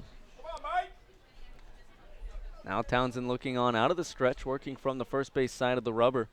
On the 0-2, another fastball. This one's going to be lined into right in between Hamilton and Holzwasser at first and second. He's aboard with a leadoff single. Well, it appears that Carter Williams may have heard me or heard something from up above, but the broadcaster's curse works perfectly, and Williams is down on first with his 2nd hit of the day, 3rd time he's been on base in 5 trips, and a good runner to have on for the Blue Sox with a team-leading 13 steals, and he may very well be in motion with the righty Townsend on the mound. So the leadoff man is aboard for Valley. That will bring up Griffin Lockwood Powell. First offerings, slider on the inner half, just missing for ball 1. Lockwood Powell has reached base 4 times tonight. He's just 1 for 2. Single Worked a walk, was hit by a pitch, and then reached on a fielder's choice. But he has yet to come around to score for Valley. Been stranded all 4 times. Twice at first and twice at third.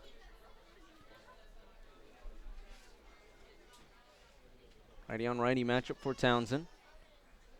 On the 1-0, runner takes off for second. Pitch was in there for a strike. The throw down is in time for out number 1. It's a heck of a throw there by Colton Bender. Carter Williams, not a slow runner on first base, and Townsend took his time, all things considered, getting the ball home, but a great throw by Colton Bender right on the money. Austin James barely even had to move his glove in order to tag out Carter Williams. And a big first out here now, nobody on base for Lockwood Powell. That will bring 1-1 count to Powell as that pitch was in there for a strike. He fouls the 1-1 pitch back to this backstop 1-2. That's just what Newport's come to expect from Bender behind the plate all season. I mean, just an excellent defensive catcher, been able to come with anything. I mean, stop anything behind the plate, but also a great arm. Few runners have been able to steal bases against him. He's now setting up inside against Lockwood Powell. Fastball inside and up, 2-2.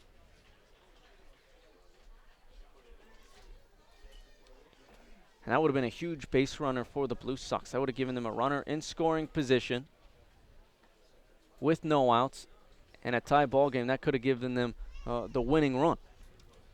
That pitch slider going to be chopped over to short. James backhands, throws to first in time for out number 2.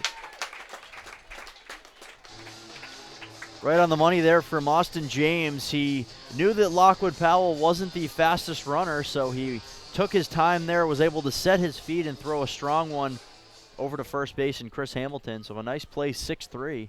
And the second out recorded here for the Gulls in this top half of the 8th inning. So now with 2 away, that will bring up Richard Constantine. He's 1 for 3 on the night. Strikeout, a ground out, a line out. His last time up, a hard line drive single to left as this first pitch fastball going to be grounded over to James at short, over to his left. Fields throws to first. Nice stretch from Hamilton to retire the side. So no runs crossed for the Blue Sox here in the 8th. Off a single and no errors. No one left aboard after Colton Bender caught a runner stealing heading into the home half of the 8th. Still tied at 7 here on the NECBL Broadcast Network. 6, 7, 8 hitters due up for Newport here in the bottom of the 8th, as it is 7-7 here at Cardines. It'll be Joey Bellini, Colton Bender, and Austin James facing off against Hunter Waldis, who's on the mound once again. Last time out for him, struck out the side. That's now 4 in a row for him on the mound. Waldis has looked fantastic so far, and he's dialed up that slow breaking ball almost every single time that we've seen a swinging strikeout. Struck out the side swinging in the 7th. He's back to work here in the bottom half of the 8th. Righty on righty matchup for Waldis. First offering to Bellini, fastball over the heart of the plate for strike 1. Bellini on the night, 1 for 3, a single and a run scored coming in the first. Since then, grounded out to what was Costello on the mound in the 3rd, and then struck out swinging his last time up as he takes this breaking ball at the bottom edge of the zone. 0-2. Taking a look at tonight's attendance at Cardines, 2,522 fans joined us here at the park. And it was a beautiful night at the park. Not too shabby. Good day to catch some baseballs. This 0-2 pitch is going to be flown into center, but over to his left is Lamuccio for out number 1. Hard hit ball there coming off the bat of Joey Bellini, the hardest hit ball definitely that we've seen off of Hunter Waldis so far. But Lamuccio had him played well enough where he was able to track that one down.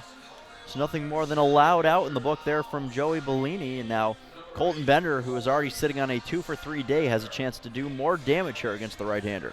As you said, Colton Bender 2 for 3 on the night. Had 2 doubles sandwiched around a ground out. First double on the night was a 2 RBI double where he later came around to score himself. His first offering from Waldis, fastball. Bender taking at the knees for strike 1.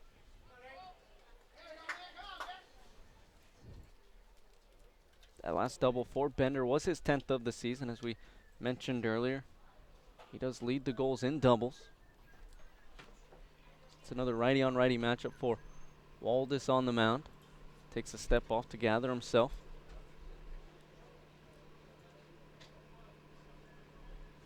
Seven to 7 your score here in the bottom of the 8th with one away.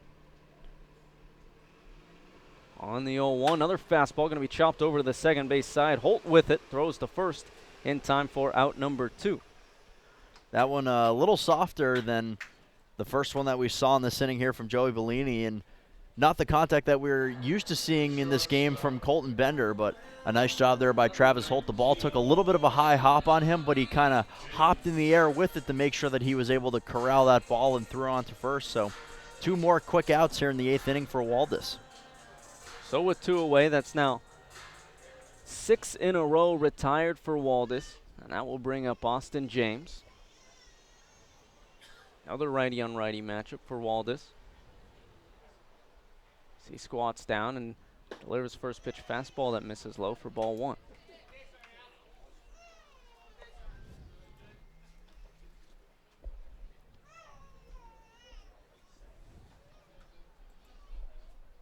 Waldis looking on the 1-0. Fastball popped up along the first base line, but it's going to end up out of play and into the streets of Newport. 1-1. These teams coming in from a little bit of a different perspective, with the Blue Sox losing 2 games by 1 run yesterday. They are 3-6 in 1-run games. The Gulls are 3-2, so this game will likely be solved by 1 run, and that's how it's looking. This 1-1 fastball misses outside. 2-1 now. We talked about it earlier too. I mean, just how crucial these close games are, especially you're going to find yourself in some of these close games against some of these top teams like we see tonight, and come playoff time, this experience is vital.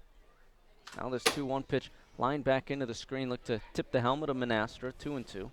For the one team, it's a huge momentum boost and can really kind of kickstart the team for the next week or so, but for the other side, it is a backbreaker, and that's something that we saw last night for the Blue Sox, and at least from a Blue Sox fan perspective, they're not looking to see again for a second night in a row. Blue Sox, of course, had the doubleheader against Keene yesterday. Both games, Valley fell by just a run.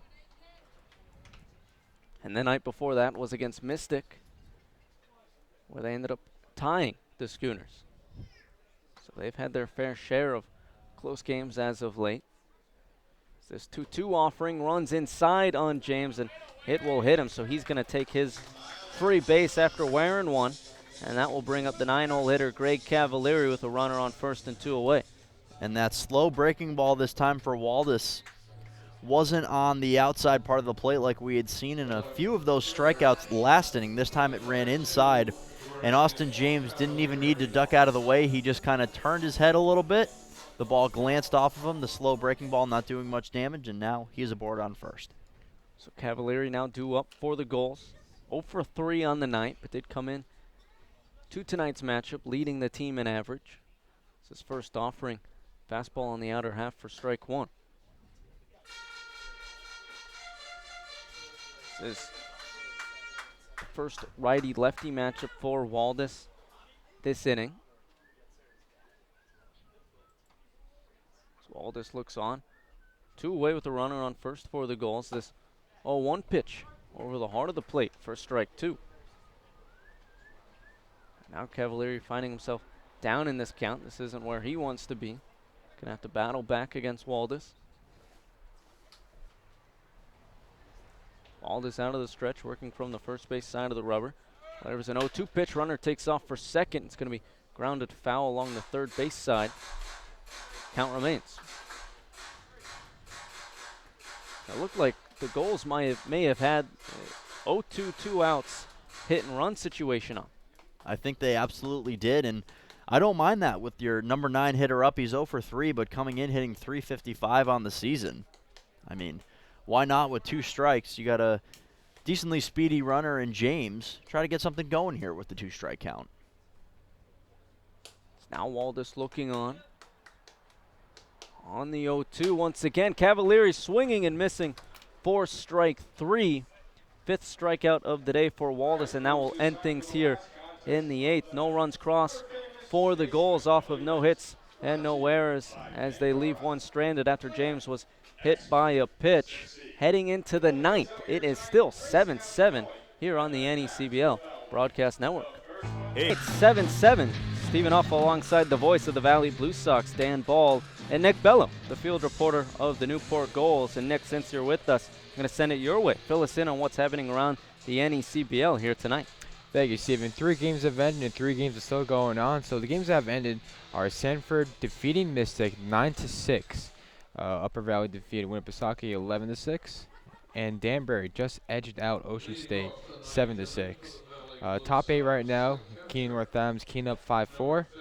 And Vineyard up 3-1. In the bottom of the 7th over New Bedford. So Stephen, back to you. Well, the Mystic game, the Schooners following, helps out the Gulls a little bit, gives them some breathing room on the team beneath them. Of course, Danbury stopping Ocean State's run also could give them halt their run a little bit and give them some breathing room. It's that first pitch fastball over the heart of the plate to Menastra for strike 1. Yeah, definitely with a Gulls win here, the Gulls will be sitting comfortably in the second place spot in the Southern Division. So, I mean, not a lot on the line, but there's still some stuff on the line. But of course, still 7-7 ball game, so anything can happen here in the 9th. This one's going to be chopped over to the third base side. Bellini with it, throws across to first for out number 1. And that battle in the Northern Division between the Steeple Cats and the Swamp Bats, all things considered, a battle of the Titans there. And I guess if you're the Blue Sox, you're looking for Keene to continue to win because of North Adams' loss. If the Blue Sox were able to pull out a game here in Newport, that would bring those two teams closer for that second spot. But two very talented teams up in the north going at it. It's interesting every night seeing all these games and how it affects the standings. As this first pitch catching Holt swinging and missing at the corner, low and away for strike 1. Townsend out there for his 3rd inning of relief for Newport. Now on the 0-1 offering. Catching the corner, low and away once again, 0-2.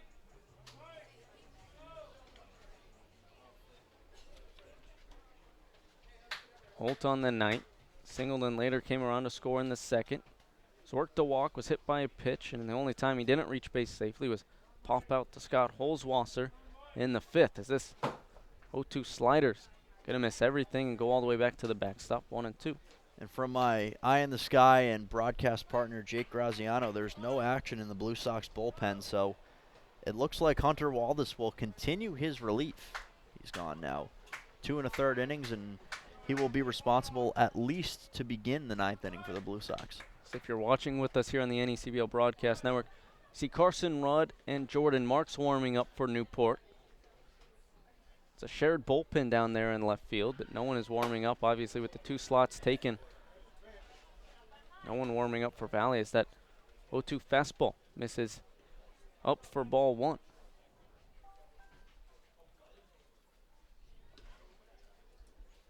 Townsend looking on. On the 1-2, slider catching the inside edge for strike 3.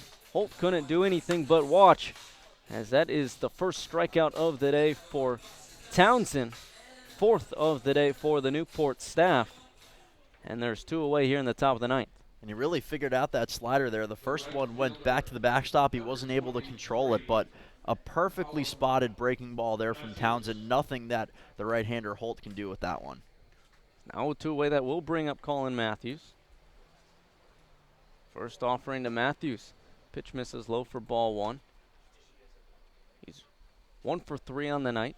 Single and a run scored, also worked a walk. There's later caught down in a run down at second. This 1-0 pitch is going to be lined over the head of a leaping Holzwasser and into right field, so a 2-out single puts a runner aboard first for the Blue Sox.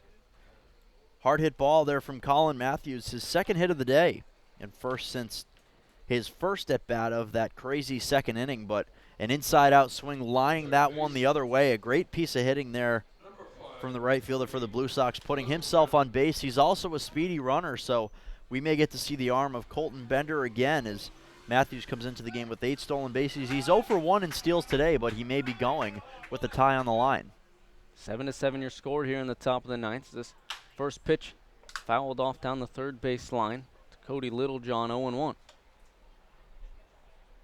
course, Valley not that aggressive on the base pass, but with the score being 7-7, you want that runner in scoring position. You absolutely do, which is why you never know. John Raiola may choose to send one of his speedier runners on first. Now the 0-1 from Townsend. Fastball missing beneath the zone. Count out even at 1. He may also choose to wait in case Littlejohn is able to get himself into a hitter's count, a 3-1 situation, 2-1. Maybe if he's able to get there and be able to swing the bat and drive something, then he may go. Now Townsend out of the stretch on the 1-1. Fastball going to be grounded over to James at short from a knee. Throws to second in time for out number 3. So no runs crossed for the Blue Sox in the top of the ninth off of 1 hit and no errors. They leave one stranded heading into the home half of the ninth. It is 7-7 here on the NECBL Broadcast Network. Ninth, 7-7 here on the NECBL Broadcast Network, and it's the top of the lineup to do up for the goal. Stephen Huff alongside Dan Ball, the voice of the Valley Blue Sox, and Nick Bello, the field reporter of the Newport Gulls. It is still Hunter Waldis out there on the mound for Valley. He's only given up 2 base runners on the night, while out there in relief as this first pitch fastball misses in, but none of them have been by virtue of a hit. He's walked 1 and hit another in his 2 1/3 innings pitched. And he has 5 strikeouts in that time, as this one's going to be grounded foul along the third base line, 1-1. Holzwasser on the night, 0 for 3, but did work a walk his last time up. He was the first batter to face off against Waldis.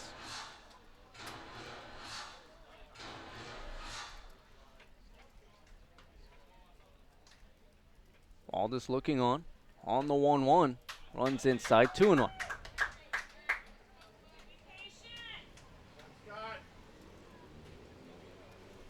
Gulls looking for a walk-off here tonight.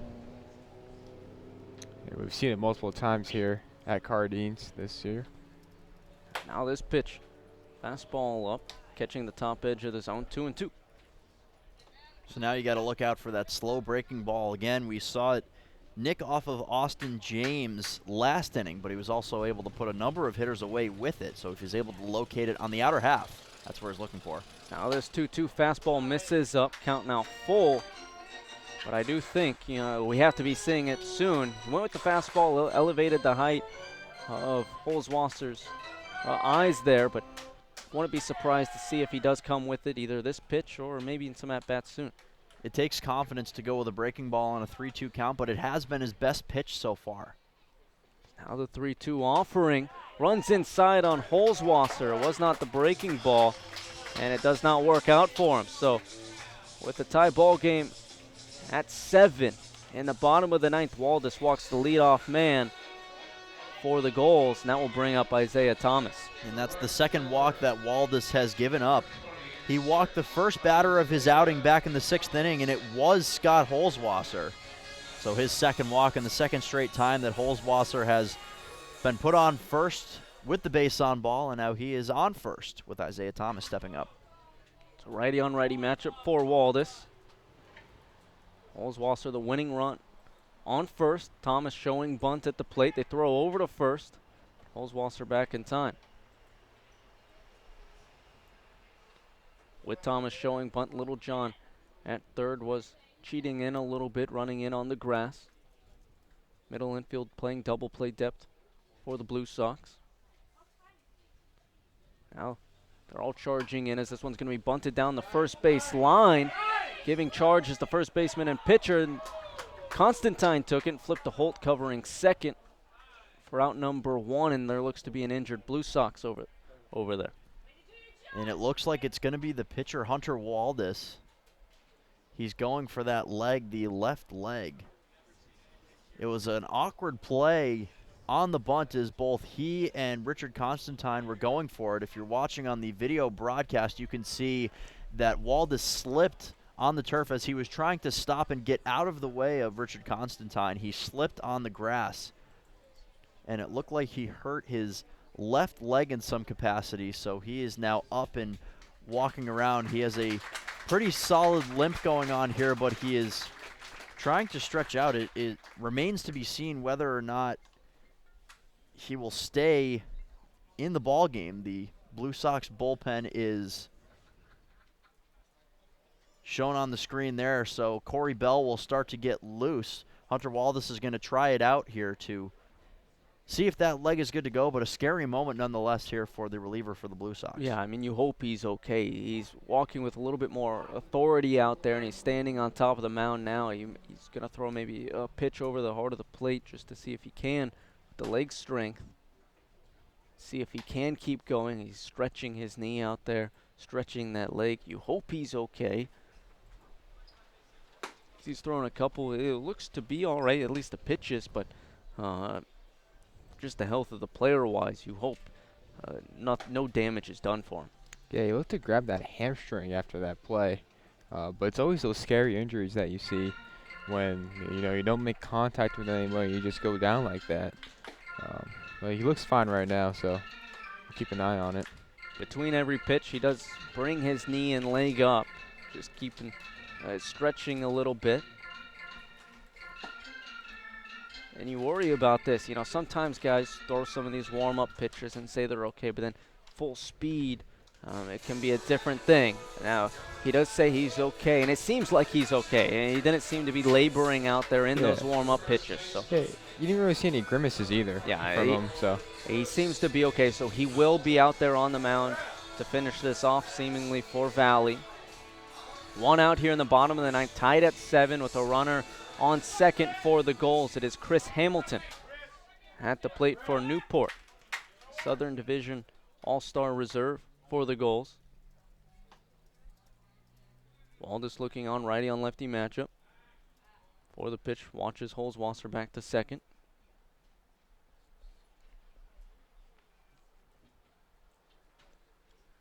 Waldis now back on the rubber out of the stretch, working from the first base side of the rubber. First offering to Hamilton. He swings and pops this one up down the left field line. Richardson, Littlejohn, and Williams giving chase, and it's going to be into the bullpen. No one can come away with it. Count now 0-1. I've got like a strategy here from Newport, getting the bunt on. Thomas almost beats out the throw at first base, but you got Holzwasser on second with the real power in your lineup now coming up with Hamilton, Malloy, and Haskin. Yeah, that's the meat of the order for Newport. 3, 4, 5 hitters due up for the Gulls. And Hamilton, Malloy, and then Haskin after that. But with a runner on second, might not get to Haskin unless some walks are given up. Yeah, all you really need here is a single really anywhere. I think that could score. Holzwasser from second. Holzwasser does have quite a bit of speed over there in scoring position for Newport. Waldis crouching down on the mound. On the 0-1, fastball going to be grounded over to the right-hand side. Holt with it off a nasty hop, throws the first in time for out number 2, but Holzwasser does move up 90 feet, and he's 90 feet from winning this game for Newport. And what a play there by Travis Holt, all things considered. That took a head-high hop off of the dirt here at Cardines Field. And a little bit of an Olay move by Travis Holt to snag that one on his glove side. But all things considered, Travis Holt made a heck of a play, and he has all of his teeth. So all things considered, a pretty good play by the second baseman. So runner on third, the winning run on third for the Gulls, and Scott Holzwasser with 2 away here in the bottom of the ninth. That will bring up Justin Henry Malloy, the cleanup man for the Gulls. First offering, fastball. It's going to come in and hit Malloy on the hands. They're going to offer down, see if he went around, see if it fouled off the nub of the bat. They're going to say it didn't. They're going to say it hit him, so he is aboard. First runners on the corners now for the Gulls. That's the second time we've seen a hit by pitch here in Hunter Waldis' appearance. He gave one up to Austin James. And all things considered, not something that you wanted to see from Malloy, but he does have the power to end this game with one swing, so you keep him on first base. Still runners in the corners for the All-Star final vote nominee, Hudson Haskin. Kind of just a strange play all around. And this will bring up the All-Star nominee, as you said, Hudson Haskin. He's 2 for 4 on the night. A 2 RBI double in his first plate appearance, where he later came around to score. A solo shot in the third. Those are his 2 hits tonight, and he has a chance to win it for the Gulls here in the bottom of the ninth with the winning run on third. First pitch to Haskin. He takes it across the heart of the plate for strike one.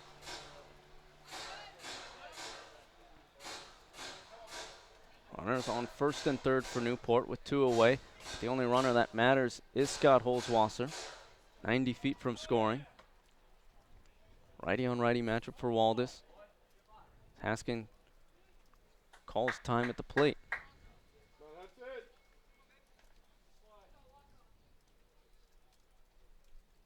Waldis steps back onto the mound. The 0-1 offering. Fastball going to be driven into center. Going back is Lamuccio, and he can't get it off the wall. A walk-off from Hudson Haskin, and that is going to give Newport the win. Get this man into the All-Star game. The Gulls with their 20th victory of the season, thanks to Hudson Haskin. Well, an absolute bomb off the bat of Haskin. He knew he got a good piece of it. As soon as he hit the bat, everybody in this park did as well. And Joe Lamuccio did everything he could to try to track that ball down. He leaped and extended as far as he could out in center field, but every bit of that 6'1", 190-pound frame was not enough to catch that ball. And Hudson Haskin has his 4th RBI of the day. He finishes just a triple away from the cycle, and he's the hero here at Cardines. And if that's not enough to get your votes, I don't know what will. Don't go anywhere. The post-game show coming up next here on the NECBL Broadcast Network. Stay tuned. So the Gulls get their 20th win on the season, thanks to Hudson Haskin, the All-Star candidate for Newport. You can go vote for him now to get him into the All-Star game. Vote19.necbl.com. The Gulls win 8-7 over the Valley Blue Sox, thanks to the walk-off off the wall to dead center, off the bat of Hudson Haskin to drive in Scott Holzwasser. Things got going on early for the Gulls. They batted around the lineup, 9 hitters in the first. They scored 5 runs. The Blue Sox had 12 hitters at the plate in the second inning, scoring 6 runs. Then in the third inning, it was Hudson Haskin, the hero of today, with a solo shot in the third that tied it up at 6. Then later on in the 5th inning, the Gulls had 1 more run. Blue Sox tied it up with a run of their own. It was 7-7 heading into the 9th inning, and that's when Hudson Haskin came through again for Newport. With runners on the corners, Scott Holzwasser, the winning run for the Gulls, with Hudson Haskin at the plate, had that shot to center field, and the walk-off win for the Gulls. It was a great game. Lots of runs scored early on, and heroics late for the Gulls.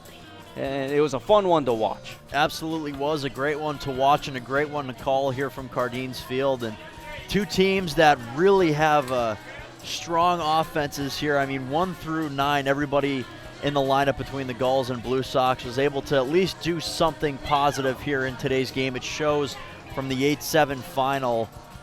And this Newport Gulls team, man, the first time that I've seen them play live, but they have a number of fantastic hitters. And they're really going to make a charge here in the Southern Division at the end of the season. I tell you what, looking at stars from both teams, I've talked about Hudson Haskin a lot.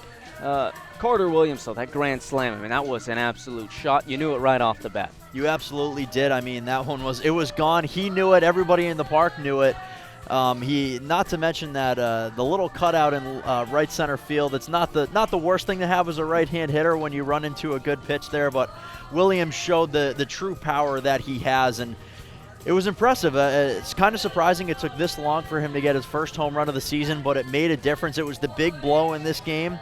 And now the Blue Sox have to reset. They're headed back home to Mackenzie Field for a split doubleheader with the Ocean State Waves tomorrow.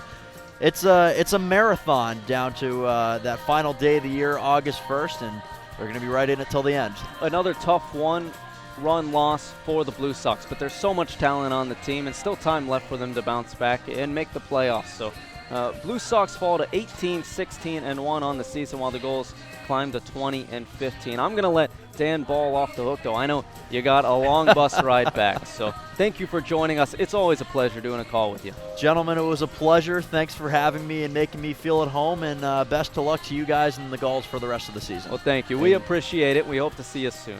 For Dan Ball, I'm Stephen Huff. I'm going to send it on over to Nick Bello. I know John Perrick is probably going to be joining you in the postgame show, so I would say it's all yours, but I know with John sometimes he likes to take it over as well. So I'll leave it to you, though, for now before he gets there.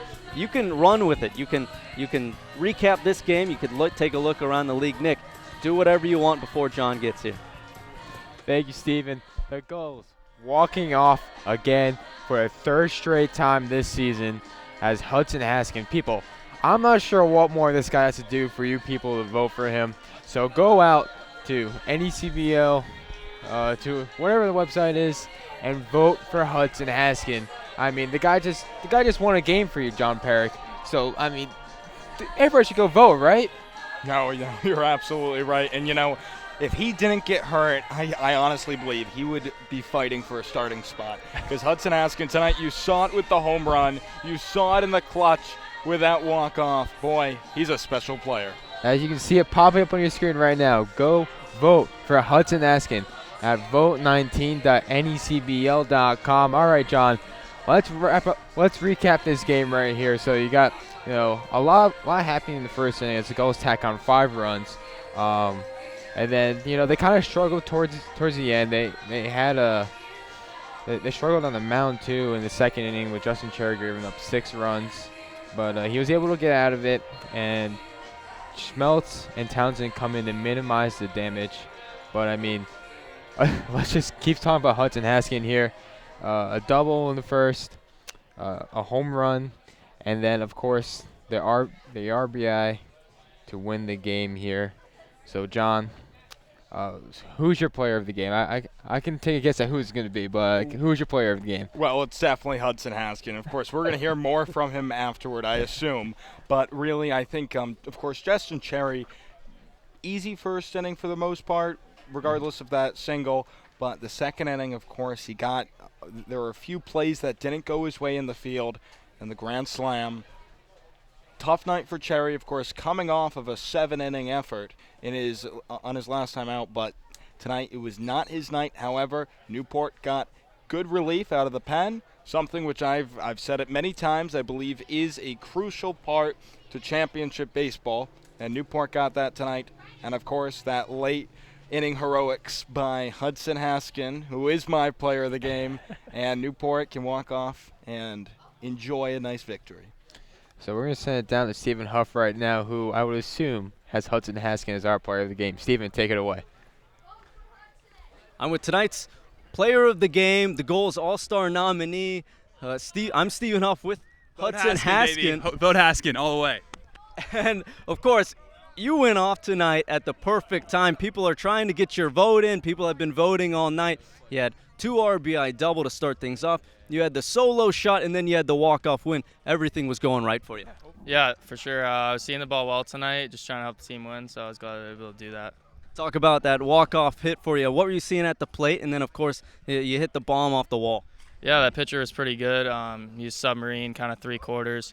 So I took the first pitch, was just trying to really focus on seeing it out of his hand, and then just looking for a fastball out over the plate that I could stay right center with and drive the guy in. Do you have a campaign speech? I mean, we got to get some votes for you. You deserve it, especially after a night like this. Oh, no. I don't have a campaign speech or anything, but I do really appreciate the support from everybody. It means a lot. So Newport's a great place to play. Well, he deserves it. Hudson Haskin, tonight's player of the game. You can vote for him for the All-Star game at vote19.necbl.com. Nice work out there tonight, and we'll get you in. We'll get you in. Back up to you guys in the booth. Thank you, Stephen. Well, Stephen's going to have to get his suit dry cleaned. And once again, folks, you can vote for Hudson Haskin at vote19.necbl.com. So, John, moving forward, what does this win do for you?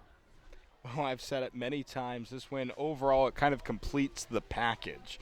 You know, Newport, they've had a really bizarre last few days. Of course, that North Adams game on Saturday, where it was this back and forth, kind of like a football game. That's how the score ended out. And then you're off on Sunday. Newport went into Monday thinking, all right, it's go time. Division rival Ocean State Waves. That, in a weird turn of events, gets postponed, and that's not going to pick up until later on in the week. And then the Gulls yesterday, of course, getting rained out at New Bedford. So for a lot of these players, it's been a while since they've played a baseball game in its entirety. And tonight, getting that victory, getting the confidence, and continuing it, let's hope that this will lead to a possible playoff chase. All right, John, thank you. Thank you Once very much, again, Nick. the Gulls win 8-7 off a Hudson Haskin walk-off home run. Just vote Haskin, folks. I'm going to send it down to Stephen Huff to wrap this one up. Stephen, take it away. Gulls won on a Hudson Haskin walk-off by a score of 8-7 tonight. We'll be back in action tomorrow as they take on the Martha's Vineyard Sharks in the Vineyard. For tonight, I'd like to thank our executive producer and director, Tom Lima, producer Shannon Carlson, associate producer Rob Sanchez, audio technician Arthur Smith, on-site engineer Mike Abbott, production assistant Tess Rote, statistician Michael Garment, field reporter Nick Bello, and the voice of the Valley Blue Sox, Dan Ball. I'm Stephen Off saying goodnight from the City by the Sea.